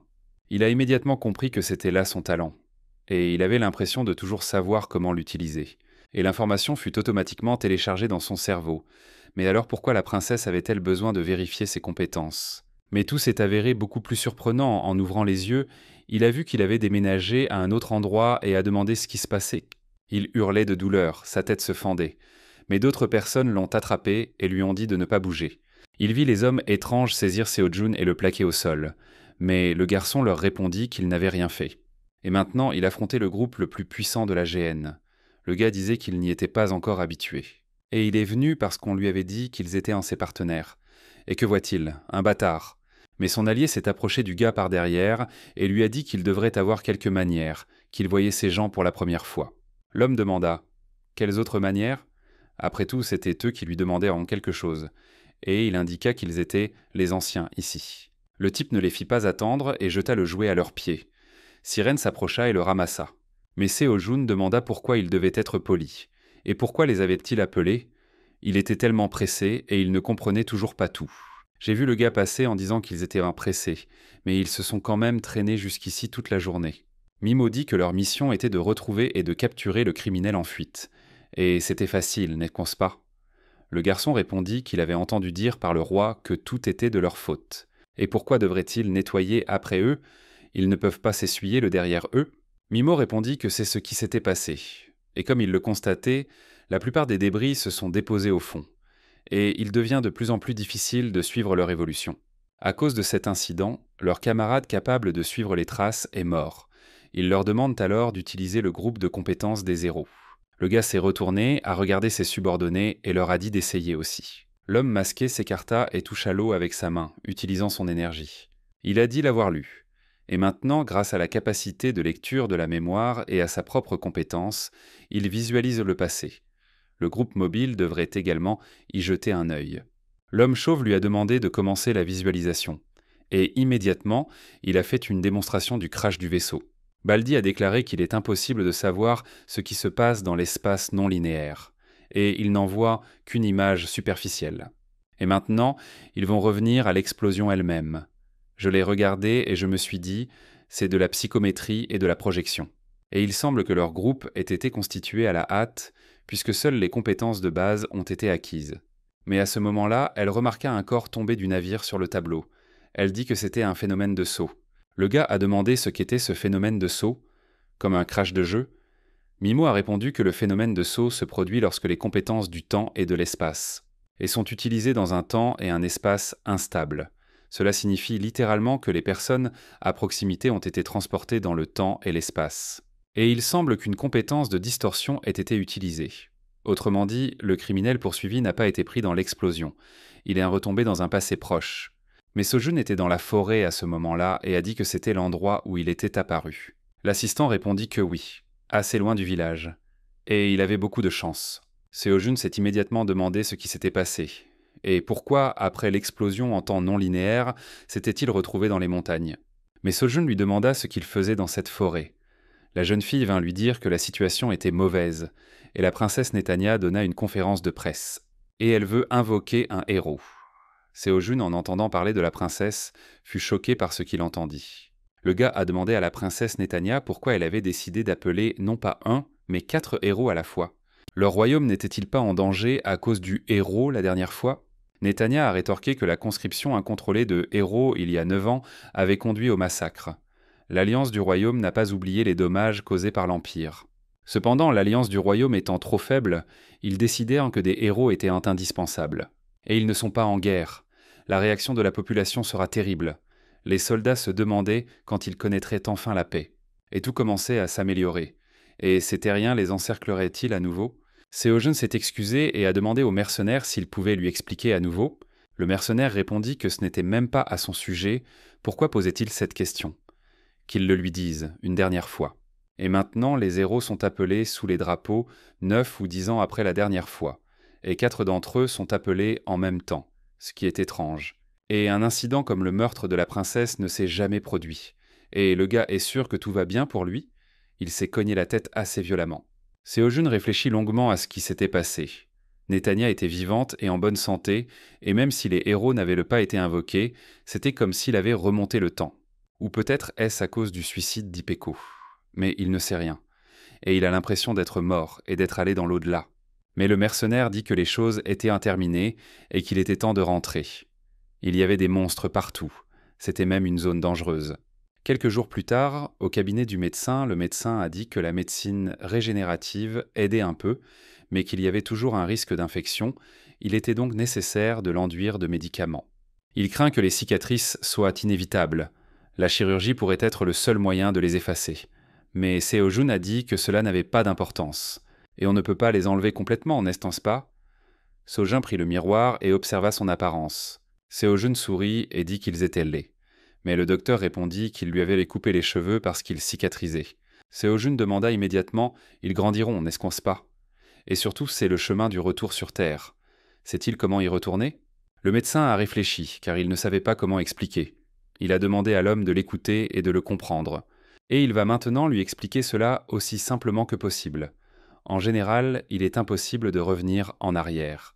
Et le docteur demanda au garçon s'il savait à quoi ressemblait un piège à poissons. Les portes interdimensionnelles qui relatent la Terre à ce monde ont une structure similaire. Et c'est pourquoi il est possible de venir ici depuis la Terre, mais il est impossible d'en revenir. Séojeune a répondu qu'il était alors impossible d'améliorer ou de construire une nouvelle porte. Peut-être l'agrandirait-il ou modifierait-il les conditions. Le docteur réfléchit et répondit que les archives indiquaient que la porte avait été construite il y a environ 2000 ans. Séojeune demanda si la technologie avait été perdue. Le médecin répondit que, théoriquement, la porte pouvait être brisée pour l'agrandir. Mais cela nécessiterait une énergie colossale. Ou, en d'autres termes, assez pour détruire leur monde. Séojeune écouta et dit que c'était toujours impossible. Et maintenant, il comprend, et merci pour l'explication. Le médecin a répondu qu'il n'y avait aucun problème, et il s'est excusé de ne pas avoir de bonnes nouvelles pour lui. Et Séojeune se leva aussitôt pour partir. Mais à la fin, le docteur déclara qu'il n'y avait aucune raison de haïr leur monde. Et c'est un endroit où les gens vivent, et c'est peut-être imprévisible, mais c'est un endroit où il vaut la peine de vivre. Séojeune ferma la porte et pensa au fait qu'il ne pourrait pas revenir. Et après avoir entendu sa question sur la possibilité de son retour, Netanya a déclaré qu'ils poursuivaient des objectifs communs. Et qu'est-ce que cela signifie? Et n'y a-t-il vraiment aucun moyen de revenir sur Terre? La fille qu'il a attaquée à ce moment-là s'entraînait avec son professeur et était en train de perdre. Le professeur lui a dit que ça ne marcherait pas. Si elle était sous ses ordres en tant que mercenaire, elle devait tenir au moins 3 minutes. Et non loin de là, des traces de monstres ont été découvertes.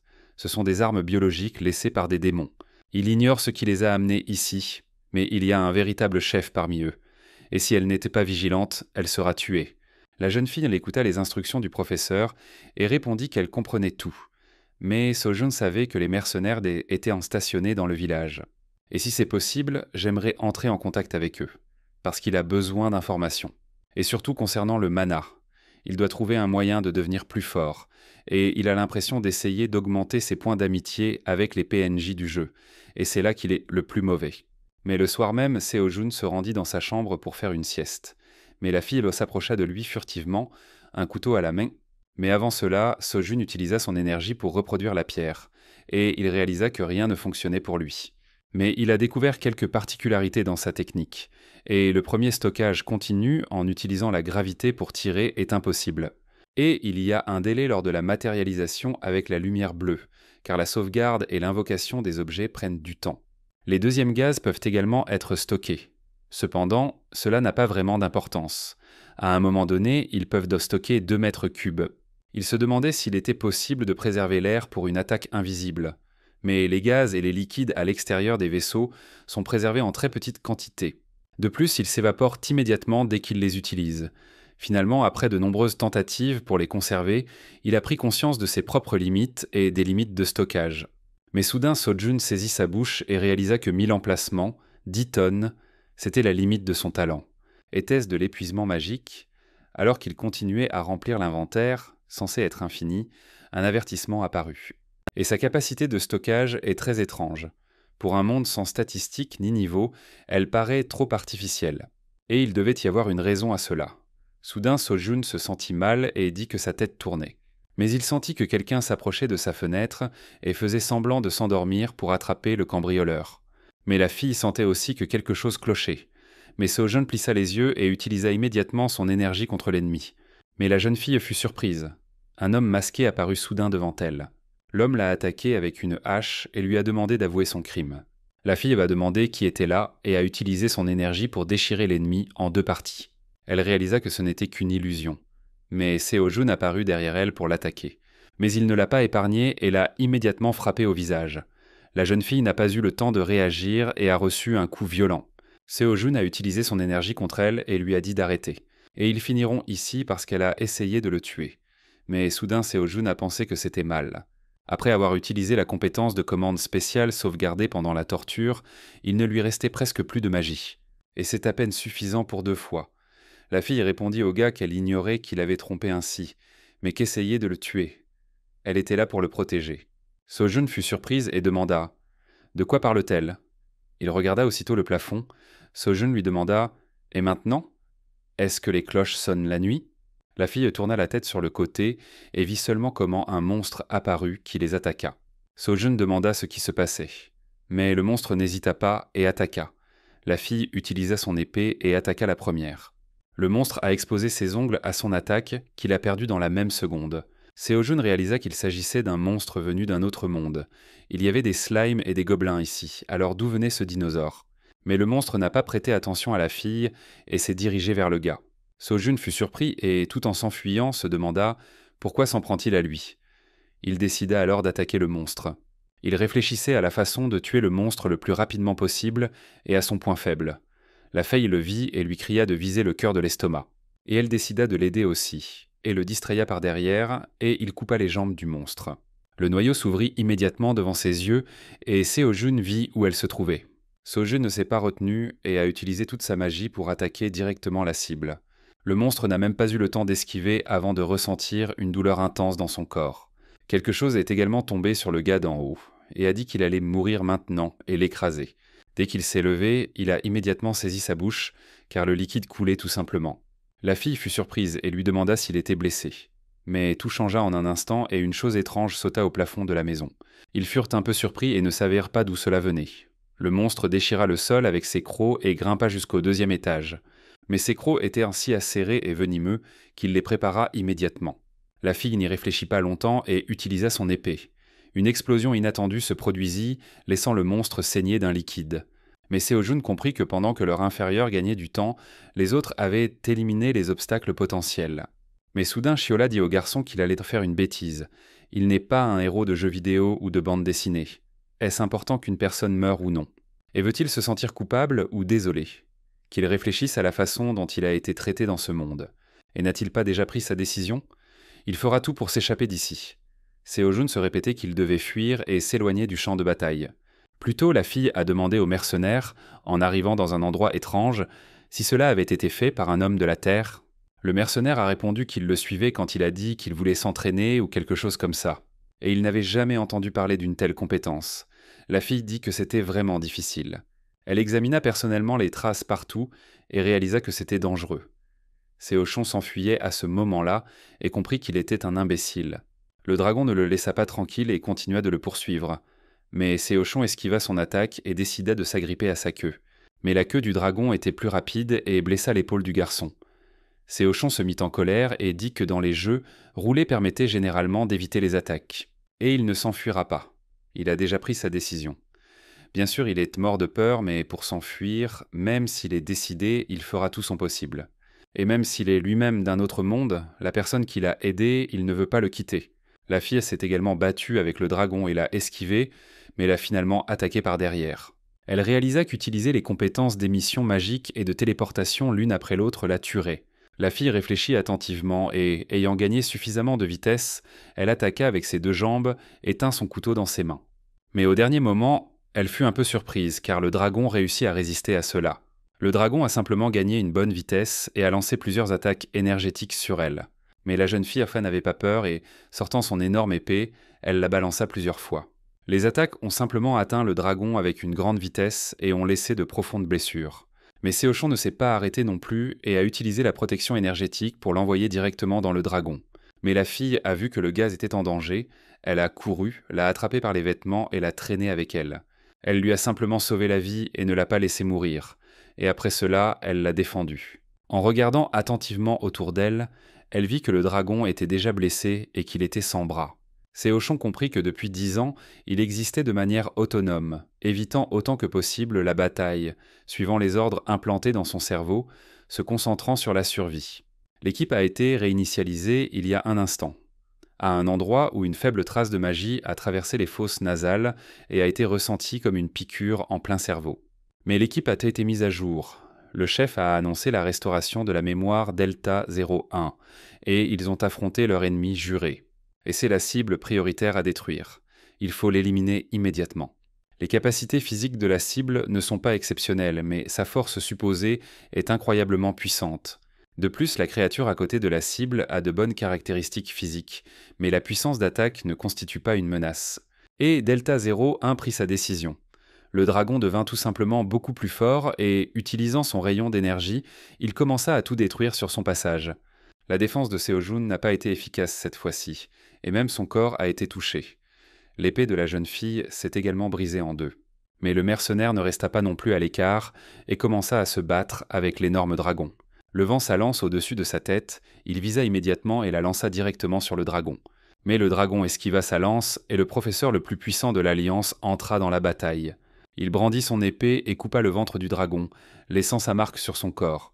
Mais le professeur ne s'est pas arrêté là et, grâce à sa technique, il a déchiré le dragon en petits morceaux. Le professeur demanda combien il en restait. Le mercenaire répondit qu'il en restait 2. Mais il regarda autour de lui et dit que le chef n'était pas encore visible. Il arrêta la barrière, mais si elle ne tenait pas, il risquait vraiment de mourir. Ayant reçu des blessures colossales après l'attaque du dragon, Sojun tomba à genoux et réalisa que ce monde était vraiment corrompu. Et dans le centre de détention, avant d'être envoyé à Gehenna, le pire était le manque de jeux informatiques ou de vidéos. Mais c'est étrange d'être heureux d'arriver dans ce monde. Amis, famille, aucune connexion, absolument. Et la sécurité ici n'étant qu'une plaisanterie. Mais pourquoi ces étranges créatures traînent-elles ici ? Séojun s'est mis en colère et a dit que c'était vraiment nul. Comment en est-il arrivé là ? En fait, il a été traîné ici et là sans raison, il n'a même pas pu frapper Netanya au visage une seule fois. Et maintenant, il a été attrapé par une étrange créature. Séojun s'est vraiment mis en colère et a immédiatement pensé à une compétence de téléportation et lui a dit de le déplacer. La fille répondit que c'était possible, mais qu'il y avait un problème. Séojun lui ordonna aussitôt de le déplacer derrière le monstre. La fille, sous le choc, demanda au garçon de quoi il parlait. Sojun, sans désespérer, lui reposa la question. La fille a dit qu'elle ne savait pas. Et saisissant la main du gars, elle l'a fait reculer. Sojun sentit instinctivement que s'il utilisait la compétence de sauvegarde une fois de plus, il mourrait comme Ippeko. Shiola reprit immédiatement ses esprits et dit que le seul talent qu'il avait était la rétention des compétences. Et maintenant, Séojun comprend pourquoi il pensait manquer d'expérience. Et bien sûr, il va l'admettre et essayer de changer. Et c'est normal. Il sent la magie se développer légèrement. Même si elle est faible, ça va, il peut le faire. Séojun choisit le moment idéal pour lancer une explosion de magie et porter un coup puissant au dragon. Sous un impact aussi fort, le noyau à l'intérieur du dragon a explosé, ce qui était une partie importante de l'organe de son corps. Sojun n'a pas pu rester debout après tout cela et est tombé avec le dragon. Il se releva et vit le dragon couché. Il fut stupéfait d'avoir réussi. Mais le dragon reprit soudain vie et il eut une dernière envie d'attaquer. Séojun ne s'arrêta pas et décida de s'enfuir. Mais le professeur arriva et le tua avec son épée. Sojun ne put rester debout longtemps et tomba au sol. Le professeur s'approcha de lui et lui demanda s'il était encore en vie. Et comme il le vit, le gars misait tout sur un seul coup, comme le prince l'avait dit. Soudain Sojun ouvrit les yeux et demanda à l'homme de quoi il parlait. Mais le maître répondit qu'il lui parlerait à son réveil. Plus tôt, le prince avait dit au professeur pendant le jeu que très bientôt, un étranger venu de la terre apparaîtrait. Dans un endroit appelé le 17e village pionnier, c'est tout ce qu'il sait pour l'instant. Qu'ils dirigent leurs subordonnés et pénètrent dans le royaume. Ils peuvent utiliser des mercenaires. Et il faut aussi veiller sur cette personne et la protéger. Un entraînement ne fera pas de mal non plus. Le professeur demanda au prince s'il l'avait revu. Et bien sûr, il demanda pardon, mais ils n'avaient toujours pas révélé l'identité de leur ennemi. Le prince répondit que le professeur veillerait à ce que tout se passe bien. C'est une compétence qu'il possède. Le lendemain matin, le docteur disait déjà qu'il n'aurait jamais pensé devenir lui-même patient. Et il semble que ce genre de choses arrive dans la vie. Et au moins personne n'est mort, ce qui est bien. Et il pensait vraiment qu'il allait mourir. Et il veut remercier ce type. Pour avoir risqué sa vie pour quelqu'un d'un autre monde, même s'il est lui-même de la Terre. Sojun fut surpris et demanda immédiatement ce qui était arrivé à la fille qui s'était battue avec lui. Le médecin dit au garçon qu'il parlait de Sanari. Mais soudain, le professeur arriva et dit que sa visite aurait dû être la première. Le professeur a demandé au médecin s'il pouvait les laisser tranquilles une seconde. Le médecin lui a immédiatement demandé de ne rien faire d'étrange. Mais le maître répondit qu'il ferait de son mieux pour se retenir. Et il s'assit aussitôt devant le garçon. Le professeur a demandé au garçon s'il avait bien dormi, car il souffrait d'une grave perte de mana. Sojun lui demanda s'il était de l'Empire. Le professeur surpris répondit que le garçon voulait aller droit au but, et que c'est donc ce qu'il ferait avec lui. Après tout, cette attaque était due à des traces de son mana. Il avait laissé un désordre à cet endroit, et les monstres qui les attaquaient étaient attirés par le mana du héros. Et seuls ceux qui ont fait la guerre le savent. Sois-en sûr, Eros. Sojun répondit qu'il n'en savait rien. Le professeur a dit qu'il ne disait pas cela pour lui faire honte, mais parce que l'information était importante. Et c'était à cause de son ignorance, n'est-ce pas? Seojun a demandé à l'homme comment il savait que ce type était un héros. Seojun répondit que leur prince possédait un talent particulier, mais il reprendrait là où ils avaient en commencé. Des extraterrestres venus d'autres mondes, des démons, ont construit une terrible arme biologique, véritable essence de ces créatures. Sojun fut surpris et répondit qu'il ne s'attendait pas à une telle histoire, et il ne dirait pas qu'il existe une sorte de roi démon, ou de continent démoniaque, n'est-ce pas? Le type a dit qu'il y avait quelque chose de similaire. Et avait-il entendu parler de la porte à sens unique reliant leur monde à la Terre? Sojun n'était même pas surpris et répondit que oui. Le professeur ajouta alors que les choses iraient plus vite puisqu'il savait. Et la raison pour laquelle ils ne peuvent pas augmenter les apports est que la technologie ne vient pas de leur monde. Il y a 2000 ans, les humains ont copié les portes par lesquelles les démons étaient entrés. Ils les ont simplement recréées. Seojun demanda « N'est-ce pas irresponsable ? Pourquoi quelqu'un voudrait-il invoquer des gens dans ce monde ? Et pourquoi l'avait-on appelé ?» L'homme répondit que c'était le contraire. Ce n'étaient pas eux qui appelaient dans les gens, mais quelqu'un de la terre qui les avait appelés ici. Seojun lui demanda ce qu'il voulait dire. L'homme répondit par l'affirmative. Son histoire est écrite dans les manuels scolaires, mais désormais tout est bien plus profond. Et la raison pour laquelle les terriens furent appelés héros, la raison pour laquelle il fut appelé, c'est que ce type peut voir les âmes. Seojun n'y croyait pas et se mit à rire. Il demanda « Quelle absurdité !» Et soudain il se souvint de tout, de façon inattendue, lorsqu'il fut projeté dans un autre monde. L'homme regarda le garçon et lui dit qu'il semblait avoir déjà tout compris. Sojun répondit qu'avant de poursuivre, il pourrait peut-être relier les points. Sojun demanda à l'homme « Leurs ennemis sont-ils des démons ?» L'homme répondit non, l'alliance du royaume. Mais il tente de découvrir si des démons sont impliqués, avec l'aide d'un transmigrant venu du futur. Les démons peuvent se transformer en esprit après la mort, et s'ils ont un corps, ils peuvent être ressuscités. Et si le royaume et les démons s'unissent, c'est très mauvais. Sojun y réfléchit et suggéra qu'ils unissent leurs forces, mais pas gratuitement. Premièrement, il doit le former. Deuxièmement, organiser une rencontre avec le prince pour lui. Troisièmement, ils doivent le combattre avec une tâche spéciale. L'homme répondit que le troisième point dépassait ses compétences. Quel cas particulier ? Sojun répondit qu'il ne permettrait pas à la princesse de Netanya d'invoquer un héros. Seojun décida consciemment d'empêcher toute tentative. À ce moment-là, au cœur de la forêt, se trouvait une pièce où gisait un homme en costume.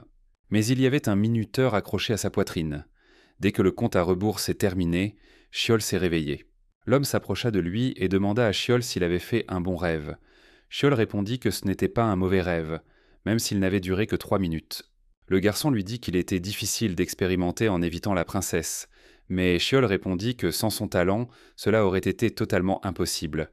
Mais le gaz a dit qu'il devait utiliser son cerveau pour survivre, n'est-ce pas ? Chiol répondit que c'était vrai. Leur survie était la priorité absolue. Le lendemain, Seo-jun était prêt pour un nouvel entraînement. Il appréciait même l'équipement. Le type a dit que c'était une armure de mauvaise qualité utilisée par les mercenaires, et ça lui suffisait pour le moment. Seo-jun fut surpris et répondit qu'il comprenait. Mais le professeur lui dit de ne pas afficher cette expression déçue. Il le remercierait bientôt. Le professeur ne l'a pas épargné et lui a demandé de faire 50 tours. Seo-jun, choqué par la tâche, a demandé « Quoi ?» Le professeur lui a demandé quelle était sa réaction. Après tout, c'était lui qui avait posé la question. Et il voulait même une formation. Alors, il faut agir. Seo-jun répondit que 50 cercles, c'était tout de suite. Le professeur décida de réfléchir un peu avant et dit que s'il avait peur, il pourrait mourir sur le champ. Seo-jun leva aussitôt la tête et regarda le professeur. L'homme lui demanda « De quoi a-t-il peur ?» Seo-jun sourit et dit au maître qu'il ne devrait pas dire une telle chose à un Coréen. Après s'être préparé, le maître dit à l'élève qu'il le suivrait. Observez comment il accomplit la tâche. Seo-jun s'est mis à courir et a dit qu'il courait ses 50 tours. Mais après quelques tours, il est tombé au sol. Le maître a dit que c'est toujours comme ça au début. Seo-jun ne pouvait même pas bouger et disait qu'il allait mourir. Mais maître lui a dit qu'il n'avait même pas couru la moitié de la course. Mais soudain, le mercenaire arriva et s'adressa au commandant. Le maître se retourna et lui demanda « Pourquoi est-il ici ?» Le mercenaire dit qu'il faudrait cacher le corps. Mais le maître lui demanda « Commandature ?» Comment va Sanari ? La mercenaire répondit qu'on lui avait équipé un bras mécanique. Son retour tarderait à venir. Seo-jun les a entendus et leur a demandé ce qu'ils disaient à propos de la fille qui s'était battue avec lui. Et bien sûr, il est heureux qu'elle puisse revenir. Le maître, surpris, dit à l'élève qu'il semblait avoir encore des forces, puisqu'il bavardait. Mais Seo-jun fut immédiatement bouleversé par ces paroles. Le maître lui dit alors de courir au village. Seo-jun obéit à l'ordre et commença à l'exécuter. Le maître continua de courir après lui et lui dit de ne pas s'arrêter, car il restait encore un long chemin à parcourir avant 50 tours. Mais Seo-jun répondit qu'il avait déjà oublié combien de temps il avait couru. Mais le maître lui dit que pour varier les plaisirs, il lui donnerait une leçon spéciale. Seo-jun répondit « Quelle autre variété ?» Le maître dit au garçon qu'il se demandait peut-être pourquoi il le faisait courir. Mais c'est parce que l'endurance est la qualité la plus importante au combat. Seo-jun répondit qu'il comprenait, car renforcer les muscles avec du mana nécessite de l'endurance. Le maître a dit que tout était correct. Par conséquent, travailler avec endurance est très important. De plus, il est de ceux qui misent dans tout sur un seul coup. Seo-jun a immédiatement pensé à un coup. Et si on y réfléchit bien, lorsqu'il jouait en Corée, il n'utilisait que des armes à feu et des revolvers infligeant de lourds dégâts par coup. Et ces jours-là lui manquent déjà. Mais le maître lui a dit d'arrêter de se plaindre. Il doit courir jusqu'à ce qu'il puisse tout donner dans ce punch. Et malgré le nom grossier du type de pouvoir, s'il frappe au mauvais moment, il peut tuer. Seo-jun a demandé « Existe-t-il un type de technique dont la force réside dans la fréquence des attaques et un type qui est puissant et qui a un avantage en termes de niveau ?» Le maître dit au garçon qu'il le savait bien. Où en avait-il entendu parler ? Seo-jun répondit que c'était par une femme qu'il aimerait frapper s'il la revoyait. Mais le maître a dit que dans tous les cas, son niveau de mana était légèrement plus élevé que d'habitude. Et il a beaucoup à apprendre, et il lui reste encore un long chemin à parcourir avant d'être suffisamment formé. Seo-jun écouta les instructions et répondit qu'il comprenait. « Mais est-il nécessaire d'en parler maintenant ?» demanda le garçon. Le maître répondit qu'il était évident que le gars courait jusqu'au coucher du soleil, alors il lui expliquait maintenant. Mais l'un des héros a déclaré pendant la recherche que c'était mortellement ennuyeux ici. Et comme ils sont dans des fuseaux horaires différents, même s'ils surveillent ces flux de mana, ils pourraient se retrouver ailleurs. Et bien sûr, ils n'allaient pas rater ce moment, n'est-ce pas ? Mais soudain, le type a arrêté la voiture et a dit qu'ils étaient au courant. Et ils étaient déjà arrivés. Le type est sorti et a dit qu'il semblait avoir le mal de mer et qu'il avait déjà mal aux fesses. Il a demandé s'il s'appelait Kim Seo-jun. Il faut le rattraper rapidement et rentrer à la maison. Le soir même, Seo-jun avait déjà commencé à s'entraîner à l'épée sous la direction de son nouveau professeur.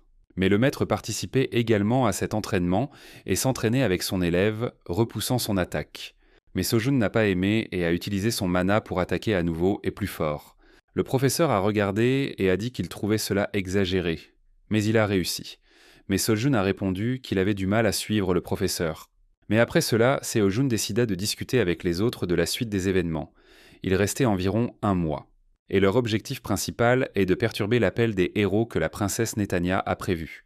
Dans exactement 1 mois, une fois le rituel commencé, ils infiltreront le palais, l'arrêteront et, s'ils réussissent, ils détruiront la magie d'invocation une fois pour toutes, afin que personne d'autre ne puisse l'utiliser.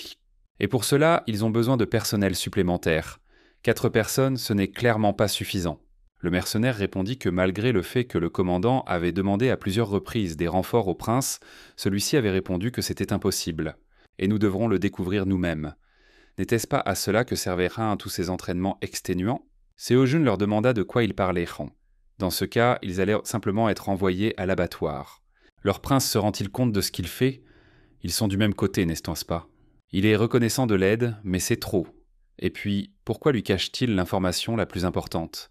Le maître répondit « Cela n'a plus d'importance maintenant ». Seo-jun commença à s'indigner et demanda « Combien de temps encore pourrons-nous faire durer le suspense ?» Le maître répondit qu'ils oubliaient cela pour l'instant. Pour l'instant, il était plus important de s'occuper de Netanya et de Séol. Et il a dit qu'il avait vu le corps spirituel de Netanya, mais ils n'ont jamais trouvé aucune preuve qu'elle était un démon. Seo-jun répondit qu'il ne l'avait pas vu lui-même. Ils étaient même ensemble. Alors d'où pensait-il qu'il venait? Le mercenaire a répondu que, selon l'enquête, sa biographie était absolument propre. Et le maître a dit que depuis 20 ans, elle se présente comme un membre irréprochable de la famille royale. Les démons n'ont tout simplement plus ce pouvoir maintenant. La plupart d'entre eux, 95% pour être exact, sont morts il y a 11 ans pendant la guerre, à moins qu'il ne s'agisse d'une figure légendaire du passé. Netanya ne peut pas être un démon. De plus, il a dit qu'avant que le dirigeable n'explose, elle avait utilisé la téléportation. Seo-jun répondit que oui et demanda « Et alors ?» Le maître répondit qu'il lui avait déjà dit qu'une des conditions était la capacité de voir les âmes. Ne l'avait-il pas mentionné? Les habitants de la Terre peuvent reconnaître les âmes. Les habitants d'autres mondes possèdent magie et pouvoir. Les démons peuvent renaître sous forme d'entités spirituelles. Et cela signifie que c'est leur trait racial. Tout comme chaque personne ne peut avoir qu'une seule compétence, il ne peut y avoir qu'un seul trait racial. Autrement dit, les compétences et la forme spirituelle ne peuvent pas exister simultanément. Seo-jun y réfléchit et dit qu'il semblait être dans une impasse. Il laisserait soin de côté l'origine de Netanya. Il ne comprenait pas quel était le but de cette femme. Et pourquoi a-t-elle dû organiser tout cela? Elle l'a d'abord jetée dans la prison de la GN, puis l'a retirée de là. Mais le mercenaire tendit la main vers la nourriture et dit que plus il réfléchissait, plus il avait envie de manger. Il avait même faim. Le maître lui répondit qu'avec sa carrure, il avait besoin de beaucoup de temps pour rester en forme. Mais le mercenaire demanda au commandant s'il y avait un moyen d'être plus doux. Seo-jun leur dit soudain de se préparer. Mais le maître répondit qu'il pensait que tout ce que le garçon avait vécu n'était pas une mascarade de Netanya. Il s'agit en fait d'un problème typique qui se produit lorsqu'il y a 2 têtes dans une équipe. Et il parle de Séol. Ce type pense différemment de Netanya. Et quoi qu'il fasse, ce sera terrible. Et il doit être prudent. D'après ce qu'il dit, cet homme est imprévisible. Personne ne sait de quoi il est capable. Le soir, Seo-jun sortit dans la cour et vit la jeune fille s'entraîner. Sanari sentit sa présence et demanda « La réunion est-elle terminée ?» Seo-jun lui a demandé si elle s'était habituée à la prothèse. Sanari a répondu qu'elle s'y était plus ou moins habituée. Et on dit que la technologie a considérablement progressé au cours des 2 dernières guerres, notamment en ce qui concerne les instruments magiques. Elle a entendu dire que certaines personnes remplacent même leurs yeux par des implants de haute précision. Seo-jun lui a demandé pourquoi elle ne recouvrait pas sa main de peau artificielle. Sanari lui a demandé pourquoi. Le bras en métal avait l'air cool. Seo-jun a répondu qu'il était d'accord avec elle. Et soudain, en s'asseyant, Sanari dit que le commandant lui avait demandé de le remercier. Seo-jun demanda « Pourquoi ?» Après tout, il n'avait rien fait de spécial. Sanari demanda aux garçons s'ils se souvenaient de leur rencontre avec le monstre. Ils répondirent qu'ils s'étaient battus courageusement et n'avaient pas tenté de s'enfuir. Elle et le capitaine viennent tous deux de la Terre, ce qui signifie que les étrangers et les héros ne sont pas particulièrement les bienvenus ici. Seo-jun a dit que c'était pareil avec Gat. Même une personne aux cheveux et aux yeux semblables aux siens le détestait. Sanari répondit que de nombreux habitants d'autres mondes avaient souffert à cause des terriens. C'était une réaction tout à fait naturelle. Mais après avoir pris le parti du prince, ses pensées ont quelque peu changé. Et ses paroles lui demandaient-elles vraiment quelque chose? Seo-jun répondit que oui, et elle parla comme si les victimes n'étaient que celles d'autres mondes. Les conflits et le chaos entre les peuples terrestres et les habitants d'autres mondes sont tous dus à leur position et à leur expérience. Ils ont tous des points de vue différents. Mieux vaut s'allier au prince. Il sauvera aussi les terriens. Seo-jun vit que le prince semblait être idolâtré. Netanya, Séol et le prince ne se soucièrent pas d'avoir planifié les choses ainsi. Il veut juste quitter ce monde, et si quelqu'un tente de s'en mêler, il le tuera. Mais après tout cela, ils ont décidé de se mettre en grève et ont demandé à la reine Netanya d'arrêter immédiatement d'invoquer des héros, qu'elle renonce immédiatement à tous ses projets. Et ils sont tous contre sa volonté. Sanari a vu ces gens stupides et a demandé « Sont-ils sérieux ?» Il y a un mois, Namenik et Seojun étaient assis à table. Le type a ouvert un soda pour boire un peu. Le mercenaire n'apprécia pas ça et, frappant la table du poing, il demanda au type s'il était le seul à boire, qu'il lui en serve aussi. Mais Sojun était gourmand et commença à tout avaler. Le mercenaire dit que ce type était vraiment fou. Seojun a dit que c'était incroyable qu'il y ait ça dans ce monde. Mais le mercenaire a goûté et a dit que les plats épicés étaient les meilleurs. Et ceux qui sont arrivés dans ce monde y sont coincés depuis le millénaire précédent. Et eux non plus ne peuvent y retourner, résultat de tentatives persistantes pour recréer le goût de leur terre natale. Sojun a dit que chaque année, des gens viennent de la terre vers ce monde, des étrangers. Mais le mercenaire a suggéré de ne pas perdre de temps et d'élaborer rapidement un plan. S'ils continuent comme ça, ils échoueront à coup sûr. Voici le plan de l'intérieur du palais que nous avons réussi à obtenir. Le problème est de contourner les patrouilles. Le mercenaire répondit que l'espace ou la magie est bloqué. Le champ entoure le passage central en forme d'anneau. Un champ de blocage magique isole complètement cet espace du monde extérieur, le rendant impossible à pénétrer ou à sélectionner par téléportation. Et le seul moyen est d'y entrer à pied. Et il semble que la magie soit possible dans le hall central. Mais Sojun y réfléchit, car sur le terrain, il y avait la même chose qu'à Gehenna. Le mercenaire dit que sérieusement, c'était impossible. Et malgré ses capacités, ils sont trop peu nombreux. Sojun demanda au mercenaire de lui en dire plus sur les étrangers. Le mercenaire demanda s'il y avait une raison à cela. Seojun répondit qu'il pensait avoir une bonne idée. Le mercenaire a déclaré que si tel était le cas, alors dans l'ensemble, ils n'avaient pas une très bonne position dans la société. Leur statut est flou et ils sont souvent perçus avec préjugés ou mépris. Le pays étant considéré comme relativement paisible, de nombreux étrangers y sont venus. Dans certains pays, ils sont même détenus dans des zones spéciales, comme des camps. C'est pourquoi des étrangers, mécontents de cette situation, organisent des manifestations de masse. Seojun chercha un moyen d'atteindre la frontière. Lorsqu'il le trouva, il dit qu'il n'était pas sûr, mais qu'ils essaièrent de l'utiliser. Ils décidèrent également de faire grève pour parvenir à leur fin. Les gardes les aperçurent et commencèrent à crier qu'ils couraient en droit sur eux. Mais Seojun utilisa ses pouvoirs et frappa les gardes. L'un d'eux le vit et décida immédiatement de l'arrêter. Mais Sojun s'est retourné et a commencé à se défendre, et le garde ne s'est pas arrêté et a continué à attaquer. Soudain, Sojun vit que son bâton était brisé. Il comprit qu'il s'agissait de la frontière et esquiva immédiatement avant de s'enfuir. Le garde a demandé au gars s'il s'enfuyait encore et lui a crié qu'il n'était qu'un lâche. Seojun est arrivé et a dit que ça commençait à l'énerver. Voyant le type devant lui, il a demandé qui il était. Et peut-il seulement le voir avec cette frange ? Le type répondit qu'il pensait le voir assez clairement. Seojun a même dit que c'était impressionnant. Mais le gars l'a regardé et l'a trouvé cool. Il commença à montrer ses attaques. Mais Sojun trouva cela étrange et lui demanda qui il était. Mais l'homme a affirmé que Sojun avait trompé la police. Et, utilisant le chèque, il a affirmé que ses compétences étaient incomplètes, mais que ses mouvements étaient corrects. Mais le dernier moment a été un peu décevant. Et s'il ne peut pas frapper, qu'il essaie au moins de poignarder. Ou a-t-il peur d'être blessé ? Seojun a répondu qu'attaquer un policier était un crime. L'étranger le savait-il ? N'était-ce pas trop naïf ? L'étranger se mit à rire et répondit que c'était une bonne remarque et qu'il avait raison. Une attaque contre un policier. Et apparemment, il s'était trompé dans ses conclusions. Et ce type ne pense pas que ce monde est mauvais. Sojun a compris que l'école, le travail, le temps passé en famille, ce sont des terriens. Ils se retrouvent dans ce monde étranger. Ils abandonnent leur ancienne vie et ne peuvent y revenir, à moins qu'ils ne fassent partie de ces gens qui continuent à vivre tranquillement. Et s'ils avaient une famille à charge, qui les nourrirait ? L'étranger a dit que la plupart des étrangers ne peuvent pas rentrer chez eux et simplement continuer à vivre en acceptant cette réalité. Mais pourquoi faire appel à des héros pour augmenter le nombre de victimes, pour empêcher l'apparition d'encore plus de compatriotes innocents ? Et c'est bien là leur mission. Seojun lui serra la main et dit qu'il rejoindrait son objectif. « Comment s'appelle alors son partenaire ?» demanda l'homme. L'étranger répondit que son partenaire s'appelait Nergal. Seojun pensa qu'il serait préférable d'utiliser un pseudonyme. Il décida alors de se présenter sous le nom de Jun So Kim.